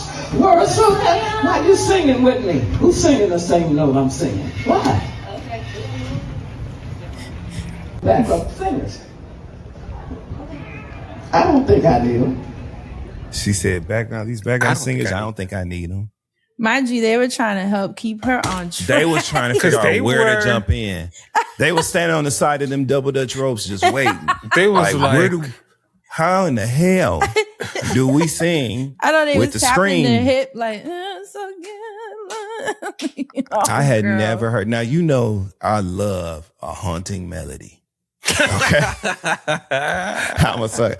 My Immortal by Evanescence is one of my favorite songs of all time. I love Meatloaf. I would do anything for love. I love running up that hill. I love a haunting melody. You know what I'm saying? I'm running up that hill. It sounded like she was singing that while she was running up a hill. I don't know. Martha Reeves, like I respect everybody. And Martha Reeves has done some great things. Yeah. It's Martha Reeves, you know, so I feel bad. I'm sorry for laughing. Dustin, this picture, I'm looking at her, it's like Mama Joyce, and it just took me out. She got up there and sang that song like that, and then cussed them. The background singers was white. Cussed their ass out talking about, wait. Why are you singing? Who's singing the same note as me? Hopefully nobody, ma'am. You know? Because what note is it? It sounds like a ransom note. You singing a ransom note. Letters all different sides. That's what note you singing. What the hell? A kidnap note. Insane. That's what it sounds like you singing. We have to name this episode "Singing a Ransom Note." I'm just saying, what note is that? That's what the thing is. And I don't mean disrespect the elderly because that just don't look right. Some stuff you just don't do. That's what I said. But that didn't sound, y'all heard that. You know what I'm saying? I don't know the picture you just texted. Mama Joyce. Like, I ain't never heard the national anthem sound like that. But maybe she's sick of America shit too. You know what I'm saying? So she's like, fuck it. I'm finna sing this shit from my heart. You know what I'm saying? Wow. Because Martha Reeves old. I want to know who reached out to her, you know? Who was the creative director? Yeah. Like, it sounded like they was holding a taser when they went. That sounded like they held a Taylor up at taser. You know what I'm saying? Dustin, what Tinkerbella say? I said go. This is electrocute me. That's what it sounded like. It sounded like she refused to do it. And that's like, it's electric fence. You know, you seen them electric tennis racket things they be zapping bugs with. They might have put one of them on her ass. But, I don't know, man. Why does she sound like a tape messing up in the deck? You know what I'm saying? You know, remember when the cassette used to mess up? It was an artistic styling. And, you know. Yeah, it was. It just didn't land. Art is up for interpretation. It's all beauty is in the eye of the beholder. Yeah, I just don't think it landed. Did they pan to the audience? Do they have any pan shots? I don't know. You know what? I'll look it up. I mean, the headlines that I saw all said that they were trying to stifle players struggle to stifle laughs during unusual rendition of national anthem at first WPBL game. That's the headline from people.com. I'm going to make an assumption here. So, I'm sorry. Please don't cancel me, right? But studs, right, are known for being hilarious. They are always funny. They You can think they talk did shit with the this- rest of you, whatever, right? So like, I'm assuming now this is the WPBL, Professional Baseball League. I don't really see like, I just feel like the athletic pool, you know what I'm saying, over there, I think they would have a hard time holding a laugh in while something like this is going on. They silly. Studs are silly and great to laugh with. So you know they was over there cracking up. They literally have baseball bats and helmets on. Like, you know, and shoulder strength. You know what I'm saying? Like you couldn't even get it out. He was, you know what I'm saying? You know, he's been working on his physical comedy. He was, you know what I'm saying? Like and you remember they carried a bag. You know, I seen the whole process. Look, do you see? That's a lot of force. Do you know how when they measure the speed that baseballs be going by the time they get out to the outfield? Have you ever seen some of them speed trackers? It is amazingly high. So I just, they call it a stud speed tracker, right, Dustin? Fitting. Anyway, so I say that to say I know them players, of course, we're having problems stifling laughs out there. Because I would have been too. All you would have heard was my bat making that. You ever heard a baseball bat drop to the ground and make that don't noise it make? That's all you would have heard is my shit dropping. I'm sorry, Miss Reed. Wow. I thought that was hilarious. Okay. It was terrible. The last one that I want to give is sort of a TV Land fusion moment, but I just think it is a hot topic and it belongs up here. So there were all kind of casting rumors that have been swirling about the Real Housewives of Atlanta season 18 after their season finale just aired. That this rumor that Nene Leakes that Shamia Morton Magwani was fired and Nene Leakes was taking her spot, just grew legs and took off on the internet. No, Lord. So much so that Andy Cohen hopped right on his network on XM Radio and cleared it up. I want to play that so that it can be shared, because what I don't want is for our audience who love that show like I do to be peddling no misinformation. Yikes. So if I got you the can say truth anything from Andy, online now, for real. here it is, so y'all know, and then we ain't out here looking like that. You know what I'm saying? So we share the information. Yeah. Here we go. Yeah, exactly. Find out from baddies. Yeah, she's a part of Combination. Thank you. You remember that, Asante? Anyway. It's cool, babe. Anyway, I don't want no Fauna. Don't swing on me. So anyway, listen. So here's what Andy had to say about the rumors that Nene Leakes has been hired to replace Shamia. There are a lot of casting rumors online which came out over the weekend. And I'm going to tell you that they're not true. Oh. And I am going to tell you that if you want a preview of next season of Atlanta, look at this cast. This is the group, guys. I mean, we love this group. So, spoiler alert, we're very happy. There you have it. Straight from the horse's mouth. Okay? Didn't you say this was one of the best groups they've had in a while? I told y'all. And you see, they bringing them all back. Okay. And so like I said, I wanted to put that to rest. We know we love Nene. She is a huge part of the fabric of the Real Housewives of Atlanta. And we all would love to see her back on the show. But it really gets to a point. Yeah. Right. You know what I'm saying? And so now we have actual information from Andy Cohen that this is not happening this season and that everybody's coming back. There it is. We could quell that conversation. Okay. I just wanted to share that with everybody. And can I just say, I love Nene, and I had missed Nene in the past, and I still will miss Nene, I guess, continuing in the future. But it will be beautiful to also see her still move on, whatever that looks like. Like watching Candy on Speak On It, and I'm not trying to compare the two at all because they are completely separate. It was just great watching Candy be like, no, I have no plans in going back to the show. It would be great to see Candy back on the show, but she's at the point, she's like, I'm good. There's no, and obviously there are other factors at work. But yeah, she's been busy and working. And Nene, she's been out here doing her thing. I just would love to see whatever the next thing is versus her being like, Housewives, and I'm not trying to reduce her at all, because Housewives across the white franchises, they will be gone for seasons and come back, and it's good sometimes to see what they've been doing for years on end. So I'm not trying to say Nene should never come back, but I just always wonder about that next spot for Nene and it being something great too, or in addition to her returning or whatever that looks like. But I'm satisfied as well with this cast. Everyone they did an amazing job this season. It's a unique case though, because there's literally been there's been litigation that has taken place between her and the network, like claims of some horrible things, So I think that they may have made some inroads in her relationship with the network that we can talk about in TV land that I think are kind of fueling some of these rumors. But Andy just cleared that right on all the way the fuck up. You ain't got to watch the show to understand what he was saying. Isn't she doing something though? Because I just saw a clip with her and Portia. We're going to get to that. Okay, that's TV land. Got you. And with that, I literally don't know what it is. Being said, goddamn it, those are the hottest topics that you needed to know. So we brought them to you, and that'll be it for this week's Hot Button. Well, I know that a lot of us are getting a little bit older and we have something that might affect us. And by us, I am including myself in that, because I am a gentleman that could use all of the support and supplement as the next brethren could. And I'm not just talking about any old thing. I'm here to talk about Nutrafol.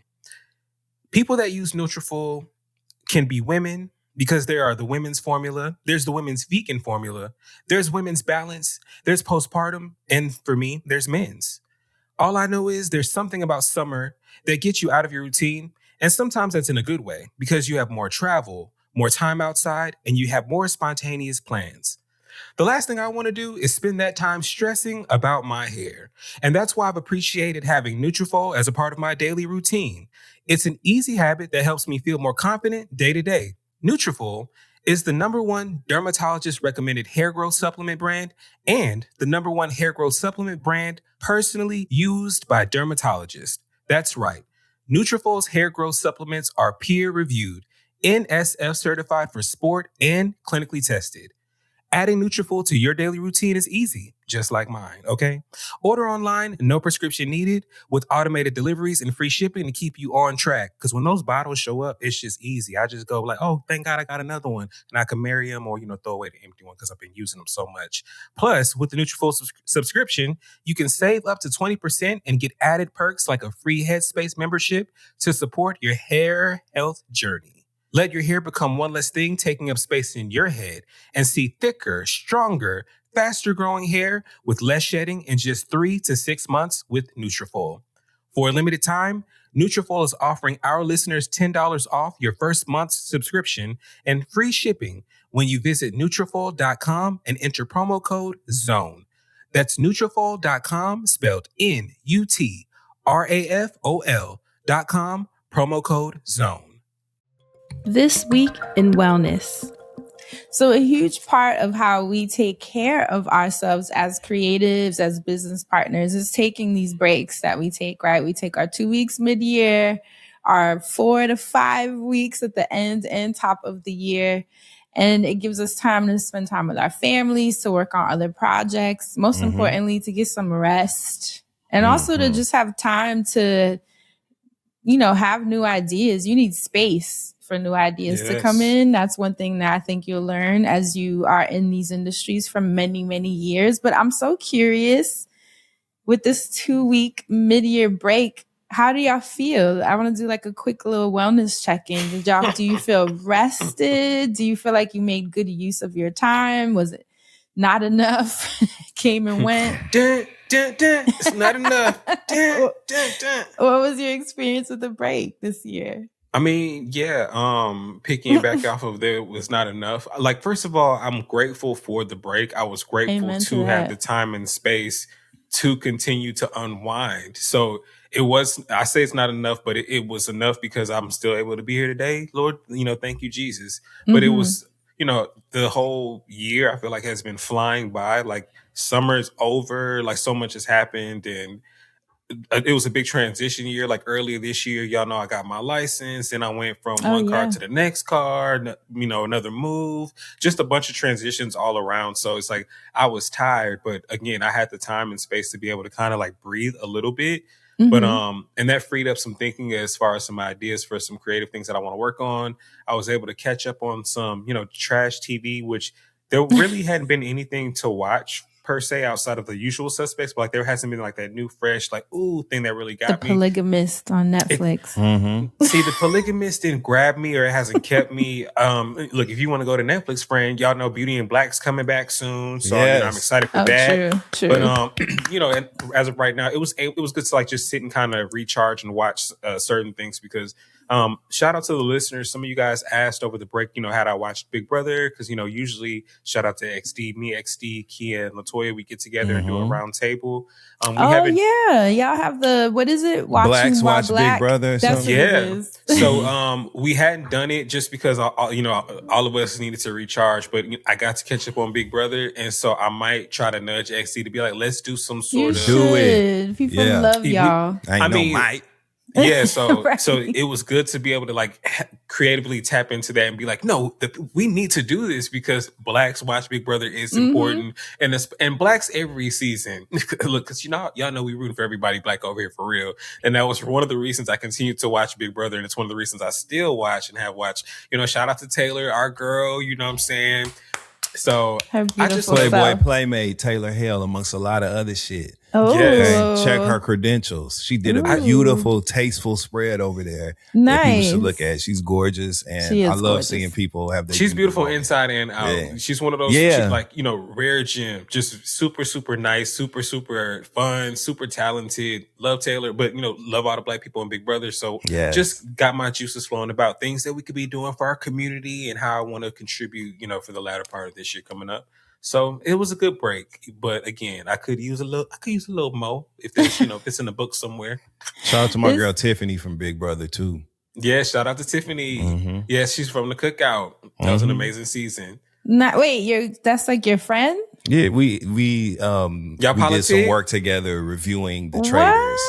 Me and Carlos King, and now her and I, we mutuals online. We keep in touch and shit. I love that. Yeah, Tiffany. Because y'all both around the Detroit, same place. Yeah, exactly. And you know what, Tiffany? Well, you already know because you can already feel it on her. But Tiffany was a great player. A1. Yeah. Shout out to Tiffany. I still need to give that show a chance. I legit have never watched an episode, not one, not even 5 minutes of an episode. And you know what? What you need to do is go watch Tamar and Candy on the celebrity version. Oh, I remember y'all saying that was good. Oh, the fact that they were on it. Is that the start of the beef? That's not. No, that's just another. That's like just another chapter in long standing. Like right? Because that was damn. one of the points where there was like a resolution happening. I was like, oh, well, that sucks. Damn. Ooh, but those scenes were iconic because they were so Black. Imagine them getting out of the shower, whispering, arguing with bonnets and shower caps and holding their robe like this. Well, you ain't see it.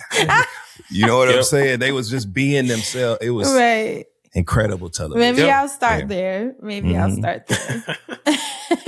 But yes, do you feel rested though at all? Or I do feel somewhat rested. I do. I'm not gonna lie. Like there was a time where I was just like, damn, what's gonna happen? But I do feel like a little like structured because I have been setting up some new systems and I've been sticking to a couple of those. So it's like I've been doing morning shit and getting shit done. It's been cool because y'all know I'm whipping it now. So yes, been washing the car, doing my thing, just looking good, smelling good, being out in places, but still trying to reset some structure. I saw some family. Shout out to my auntie, my mom. It was my mom's birthday. Happy birthday. Yes, Mama Sante. She was on the earlier part of Leo season, so she's one of them July ones. But shout out to you, Mama, and shout out to all my cousins I got to see. We was helping my auntie move not too long ago, so just a lot of cool things happening. Time. I was just hanging out with the family, just in and out and all around Atlanta, doing a little something. That's what's up. I know your mom must be happy. Yep, she was happy to see for me. Reasons. Absolutely. Yep, she was happy to see me. Absolutely. Well, we love her. Dustin, how was your break? Well, you all know I had intended to use the time that we were on break to work. So I was working. You know what I'm saying? I had shows in Boston, Nashville, and Atlanta, and St. Louis. Chicago. Like I was on the road working. So I maximized my time working, and what I didn't anticipate was losing my granddaddy. So I had to go home and like bury him. Sorry, yeah, me too, and I appreciate that. Yeah. But dealt with that fucked up shit and worked through it. I had a responsibility I felt to deliver to the people who had bought tickets to come see me. Yeah. And so I just worked through and that it. you did. I worked right through it. And that's my style anyway. Y'all know how I am. I was gonna say yeah, like, whatever it is, you know what I'm saying? yes, we're avoidant. Yeah. So, that's my thing. Like I like to throw myself into work, and Yeah. I couldn't believe I'm talking about like saying goodbye to my grandfather on FaceTime in the airport as myself and people that work with me were trying to fix a flight emergency when my flight had randomly got canceled that day. And I had a flight that day. I had a show that evening. So I was trying to get from Chicago to St. Louis. I had to say goodbye to him on FaceTime in the airport and then get on stage and do a show and a meet and greet and shit. So that was wild. I cannot believe that I did that. Yeah. And then him actually shit. passing and still having to be to show and up. that interim, that hospice period, my God, like Yeah. it is a very difficult period of time for anybody that's ever lost a loved one and experienced that. But anyway, I'm not alone. A lot of people share that pain, losing a grandparent. So my heart goes out to all of us. Yeah. And much love to everybody who's suffering any kind of loss of any kind. So my time was spent grinding and grieving. That's We're gonna some real shit. grind while we grieve. Yeah. I don't know where that melody came from, but we gonna grind. Because you're while being we grieve. avoidant. Yeah, But you I don't am. look like what you're going through. Yeah, you sure don't. Thank you. So God is good. And we just, we give thanks. We honor our lost ones and lost loved ones with reverence and hold fast to the memories and the lessons. And especially in the case of losing a grandparent that you were close to and that you've always loved and has always loved you. You think about the things that you're going to be able to keep with you. One of which, and shout out to my aunt and my cousins, Dr. Lauren, that was on the show. Dr. Lauren. That's our grandfather that passed. Oh, man. And Lauren, so our grandfather always had like a personalized license plate all of our life, right? He's always had this personalized license plate that he had that version, and he had that version with the number 1 on the end and number 2 and so forth for his vehicles. Because he had like limos and stuff. He had a limo company too. So all my life, and he loved cars and shit. Like I used to love cars. We would go to the auto show every year. I have so many in his funeral program, which shout out to my sister for making that happen. But in his funeral program is pictures of us at the auto show as a kid, like with the brochures and shit. But he always had that license plate. And so long story short, and when he passed and they were going through making all the arrangements, I just told my sister like, hey, I want his license plate. Oh, man. I knew he had multiple versions. I didn't want the ones. I wanted the original. He has one from 1984 that he has. Oh, man. And I have it. So it was my cousin, Dr. Lauren, had it. Lauren had kept it. And she had, through moving and getting married and stuff, she put it in the garage at her mom's house, my aunt. So when I told them I wanted it, of course they were like, of course, made it happen. So I have the plate. Oh, that's huge. I brought it back to New York, safekeeping. I'm going to take it to an art shop and have it framed and matted. I was just going to say, that'd be beautiful as an art framed and piece. matted and put on the wall. And it just represents a lot of parts of my personality come from my grandfathers. He's my paternal grandfather, my maternal grandfather, and I were close as well. They both had bold, strong, good people with bold personalities. And a lot of me comes from them. And him having that license plate just represents him. And I just wanted that. So I got that one. And then Damon got the one that says what it says and then the number 1 on the end. So he got the second one.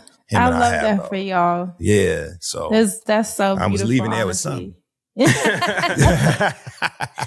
So and I can look at it and think about the good stuff. So I spent my break grinding and grieving.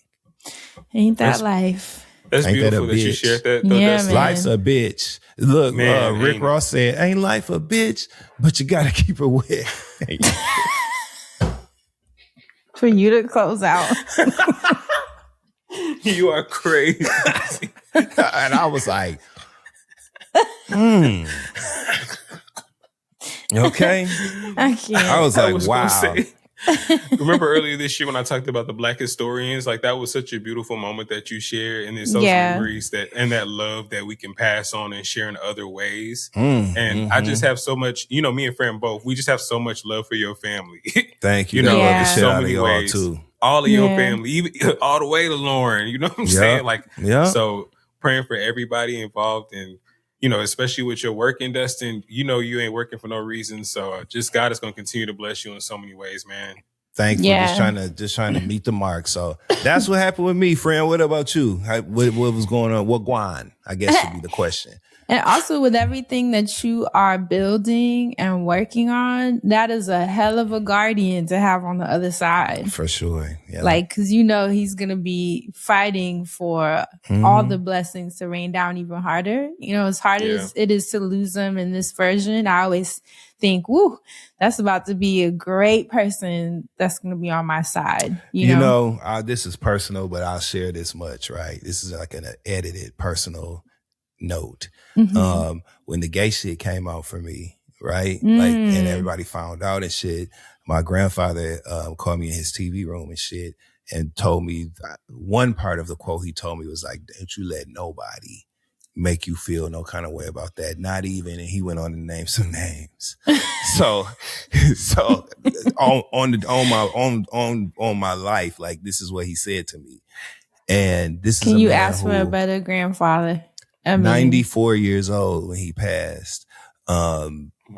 War veteran. They had a beautiful gun salute at the veteran cemetery when we laid him to rest.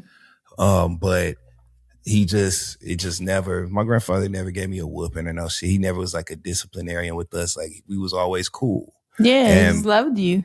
Me and my brother had on some man shit. We had a connection with him where he would be honest with us about certain, parts of being a man. Anyway. Yeah. Love my granddaddy. It's beautiful. God bless him, man. God bless everybody that's lost anybody. God bless the people that lost a grandparent. And we keep it moving. So Francesca. He's like, hey friend, hey, like, come on, man. Pivoting. What you do on your thing? Well, I was in Nashville for a week. And I got to spend time with Claude and stay at his fabulous new house. Did you go in there? I stayed in his house. What do you mean did I go in there? No. Did you go into Oh my God. It's one of the first places I was like, I need to see it. And I was making fun of him too because he has a little camera and light set up. And I stood in front of it like, so you guys, I'm going to tell you about the top 5 books of July. So these ones. These ones. Yes. But it just was... First of all, I'm so proud. For those of you who are newer listeners, Claude Kelly is my best friend of 30 years, which to say that is crazy. Isn't that a beautiful thing? Remarkable. Remarkable. And I'm blessed to have friendships that have lasted that long and that are this deep and beautiful. And I'm so proud of him. His home is stunning. The way he has it decorated. Billy, his dog, that's like my little bestie. So we spent a lot of time. And it just made me happy to just have that time with Claude because when you're an adult and you guys live so far away from each other, it's hard. There's so many moving parts to spending quality time. And so I was grateful that as busy as he is, especially because he's usually traveling, we were able to have that week that not only did I get to see him, but I also got to see you. So it just all landed so perfectly. And then we went to your show and got to support you and love up on you, especially with everything that you were experiencing as well. So I was so happy to be able to be there and see you and hug you. Thank you so much for real. Right? That to me on was the dead important. Homies. I needed it. You know what I'm saying? No, Thank and you I so could much. feel it. Like even just hugging you, I was like grateful that we could be there, and you did a phenomenal job. And that was fun to just sit in the audience. I sat at a table with the guys, but you know how it is a city winery. You share a table with people as well. So there were some girls that were like, "Hey," I know they was tripping like, "Oh my, what they are were the kind of like, odds?" "What?" Like, yeah, it was super cute. But it was just a phenomenal trip, man. Claude and I just have so much history and so many years. So I think it's always great to be able to just like wrap yourself in blankets, sit on the couch, eat some good food, and just catch up on everything, you know? So that was feeling safe. Yeah, just the best. There's no greater feeling. And then from there, I went to New York for a week. And that was, I needed that. I really did. New York, even though the weather, what the fuck? It rained was shitty every day. Everybody was like, "You brought this shit from Portland." He was like, "I didn't even come from over there. Hold up." Okay. But I was so happy. I spent so much time with Jade and Crystal, which is just, can't ask for anything more. We had the best time. We spent whole days together. I got to see my mom and repotted her plants. And friend. Right? It was really nice. We were like sitting on the living room floor with mounds of dirt, just repotting plants for hours. And you was able to check on everything. That part. I was going to say, it's nice too as your parents age, you know, just being able to kind of look around the house and do whatever needs to be done. And we spent a lot of time, and even just being able to talk and catch up as well. Then I got to see another one of my 30+ year friendships with one of my closest friends. Her name is Tata, and she lives in Vermont because she went to college in Vermont and ended up staying. I know that's right. Yeah, she the hell with it. Got married, the whole nine. But her family, you know, they're in the Bronx. Shout out to Soundview. Yeah, Soundview. I took the train up to Soundview. Wow. She's there. Her family. You was in New York.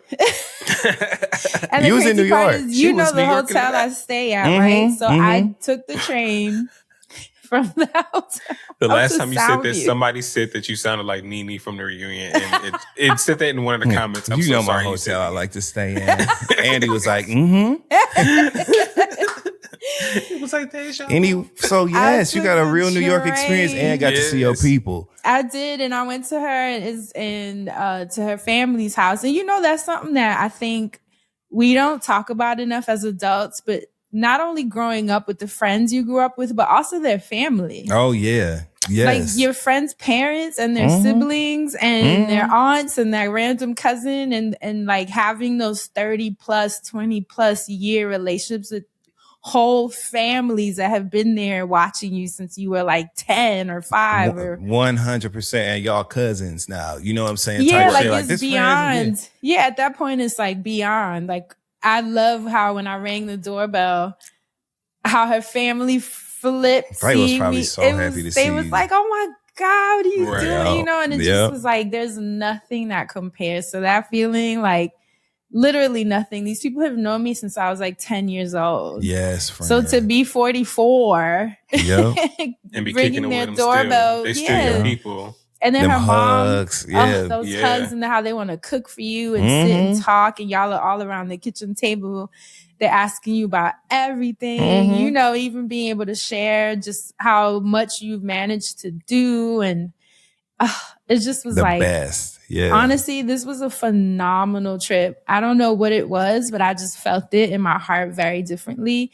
Even her mom took me to the backyard and was showing me the garden she's been working on. It was just schooling me like on, you know, tips on how to grow okra, and she's growing a pineapple, which takes like years, you know, and she's growing zucchini and all her herbs and grapes. And mind you, this is in Soundview in the Bronx. Like I love that for them. Yes. Yes.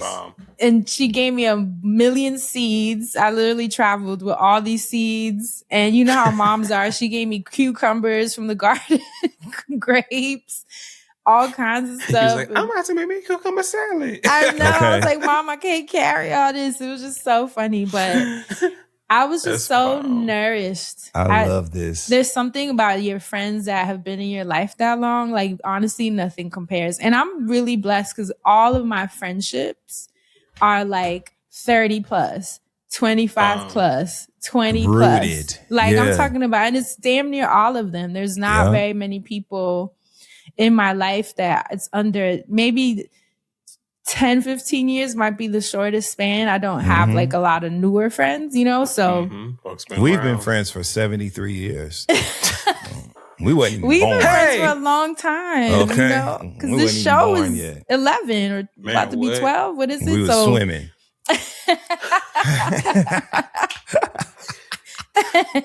But all in all, I just feel so good, man. I really do. I was on that plane just feeling like so blessed, honestly. So blessed with.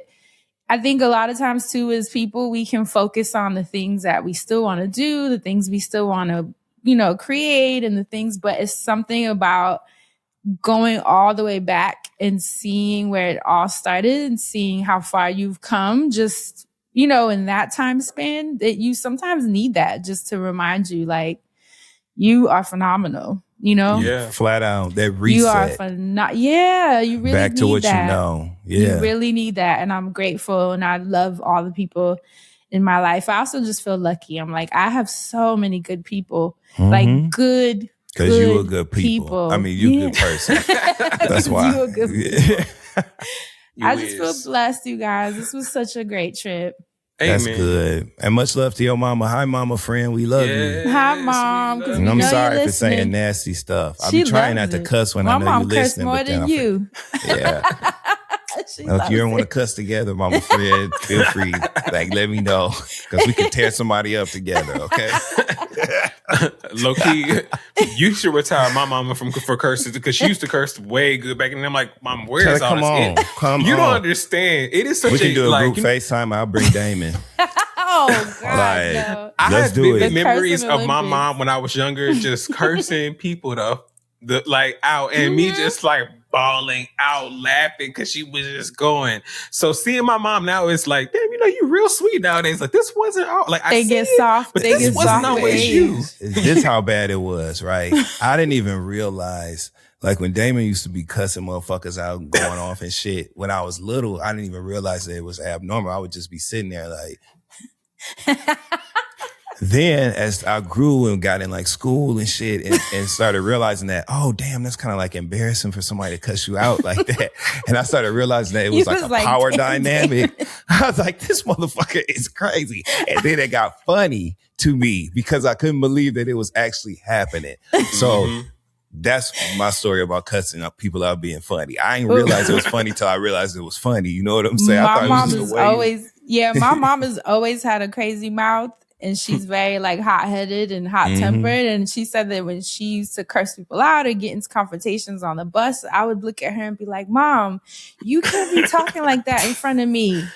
She said I would tell her. She said one time I told her, you can't be talking like that in front of me. And she said, it's better that it's me than anybody motherfucking else. real. No, that's you gotta learn from the source. Shout out to your mama. Shout out to our families so teaching funny, us the arts of dialogue. And let the record reflect. Don't get Fran fucked up. Oh, period. Cause mama got a vernacular. Okay. Let's gonna put it like that. And she got a storage unit in her vernacular that she keep her shit in storage at. I'm just okay.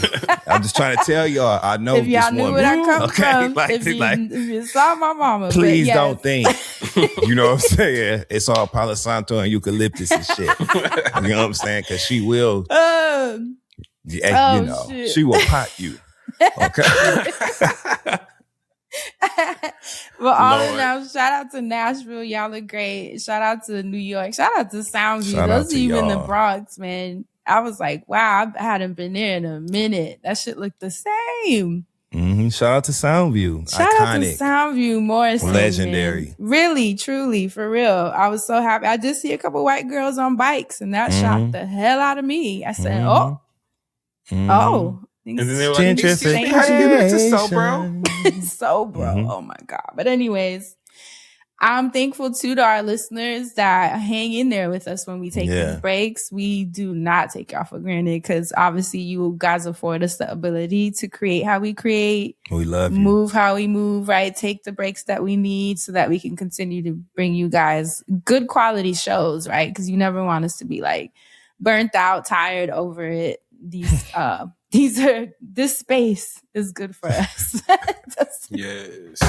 This space is good for us, so we love you all.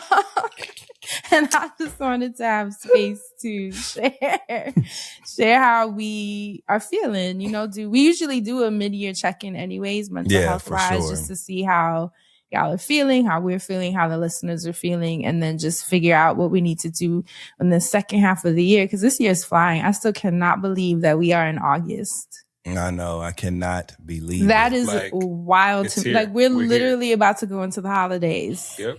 Like tomorrow. Right. Oh my God, Fran! I did see all the pumpkin spice stuff in the grocery store, and I was like, already. I didn't even think about it. I didn't even connect it. Holidays is creeping. Yep. But anyways, I'm glad that y'all got some rest. I'm glad that y'all. Well, you will be getting rest. Getting to the rest on the horizon. It's on the horizon. It's there. You're on the cusp, you know, and that you got to see family or work on the projects. Like for sure. I love y'all. And that's it. That's my check-in this week in wellness.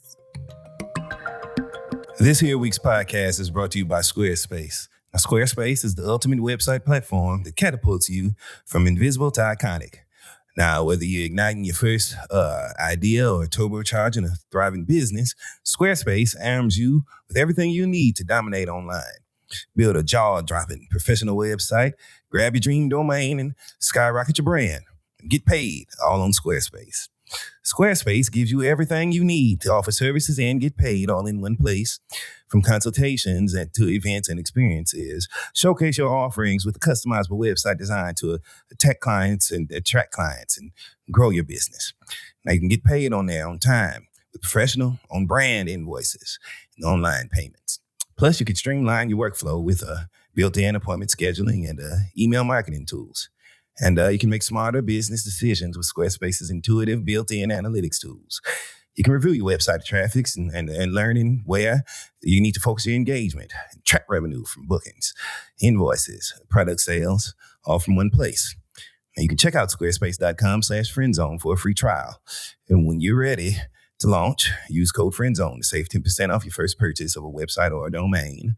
That's squarespace.com/friendzone for a free trial. And code FRIENDZONE to save 10% off your first purchase of a website or domain.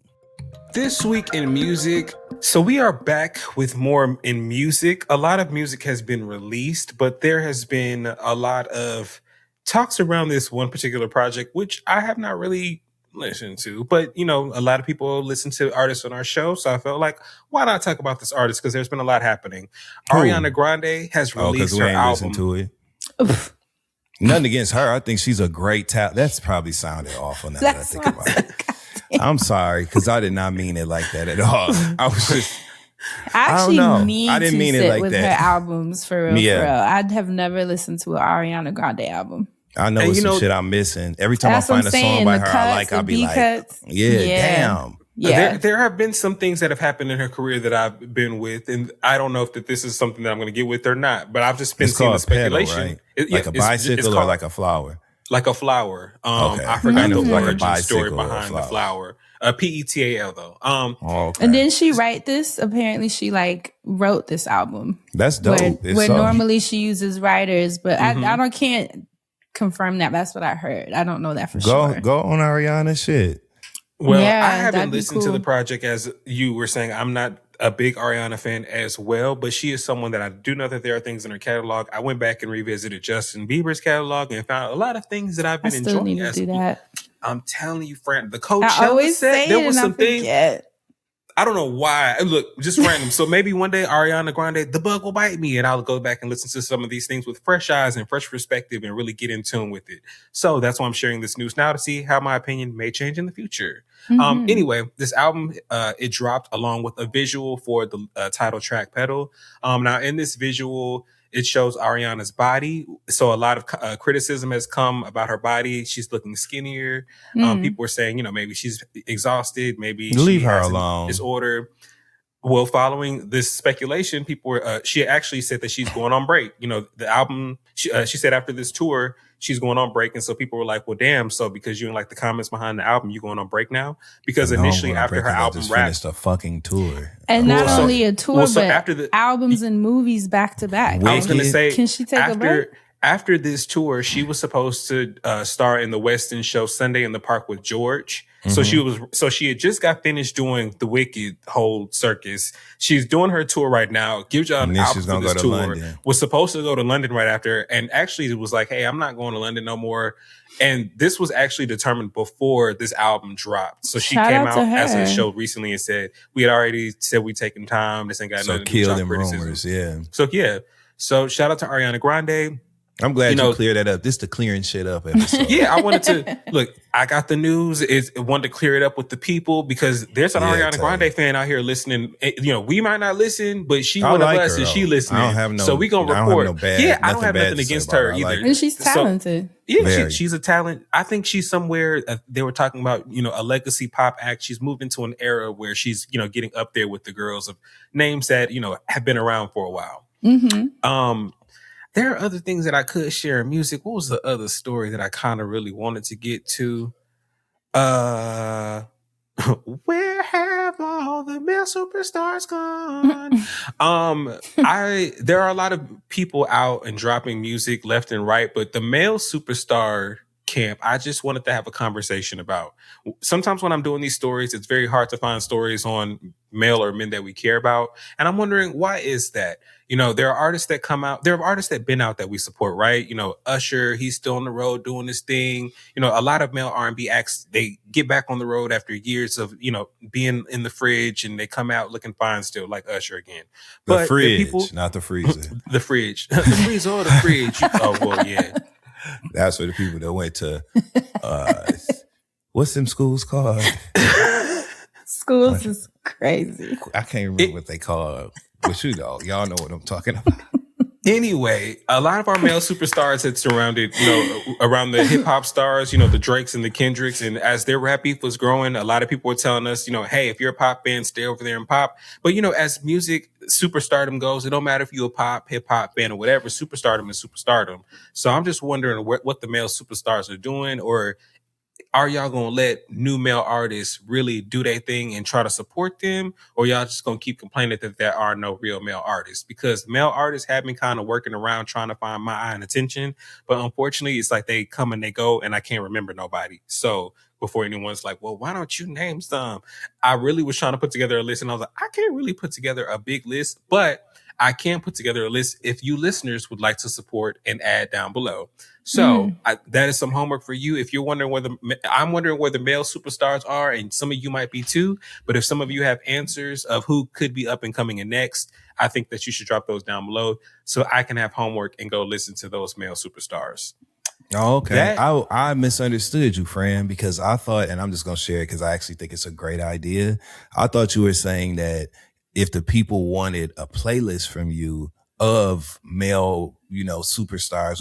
Well, I was trying to put together a list of people to discuss. In the comments that they wanted that from you. And I want the people to put in the comments the artists. People that they are listening to. Okay. Yes, male. This is male R&B artists, and make sure they're not AI. Okay. Oh, male R&B artists. Go to hell, whoever the shit we got to deal with now. Well, some people don't know, like and they might have a hard time finding. So if you do clarify that you aren't sure, I will, maybe different. Scroll past. But I thank you for giving me the option to maybe scroll past or click. But if you send it, I'm gonna be mad.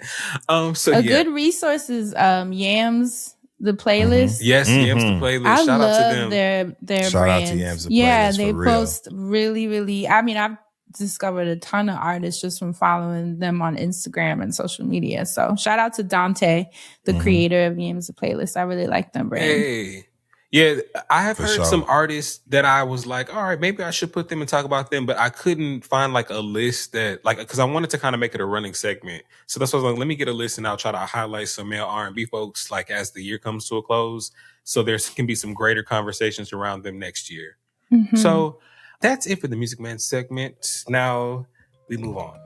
This week in TV, guess what? We have two things to talk about, really three. Number one, the Real Housewives of Atlanta season 17 reunion trailer is out. It has been released by Bravo. Watch it. It's full of insults. There's body shaming, all the things we love on the reunion stage. God. So check that out. The reunion starts this Sunday.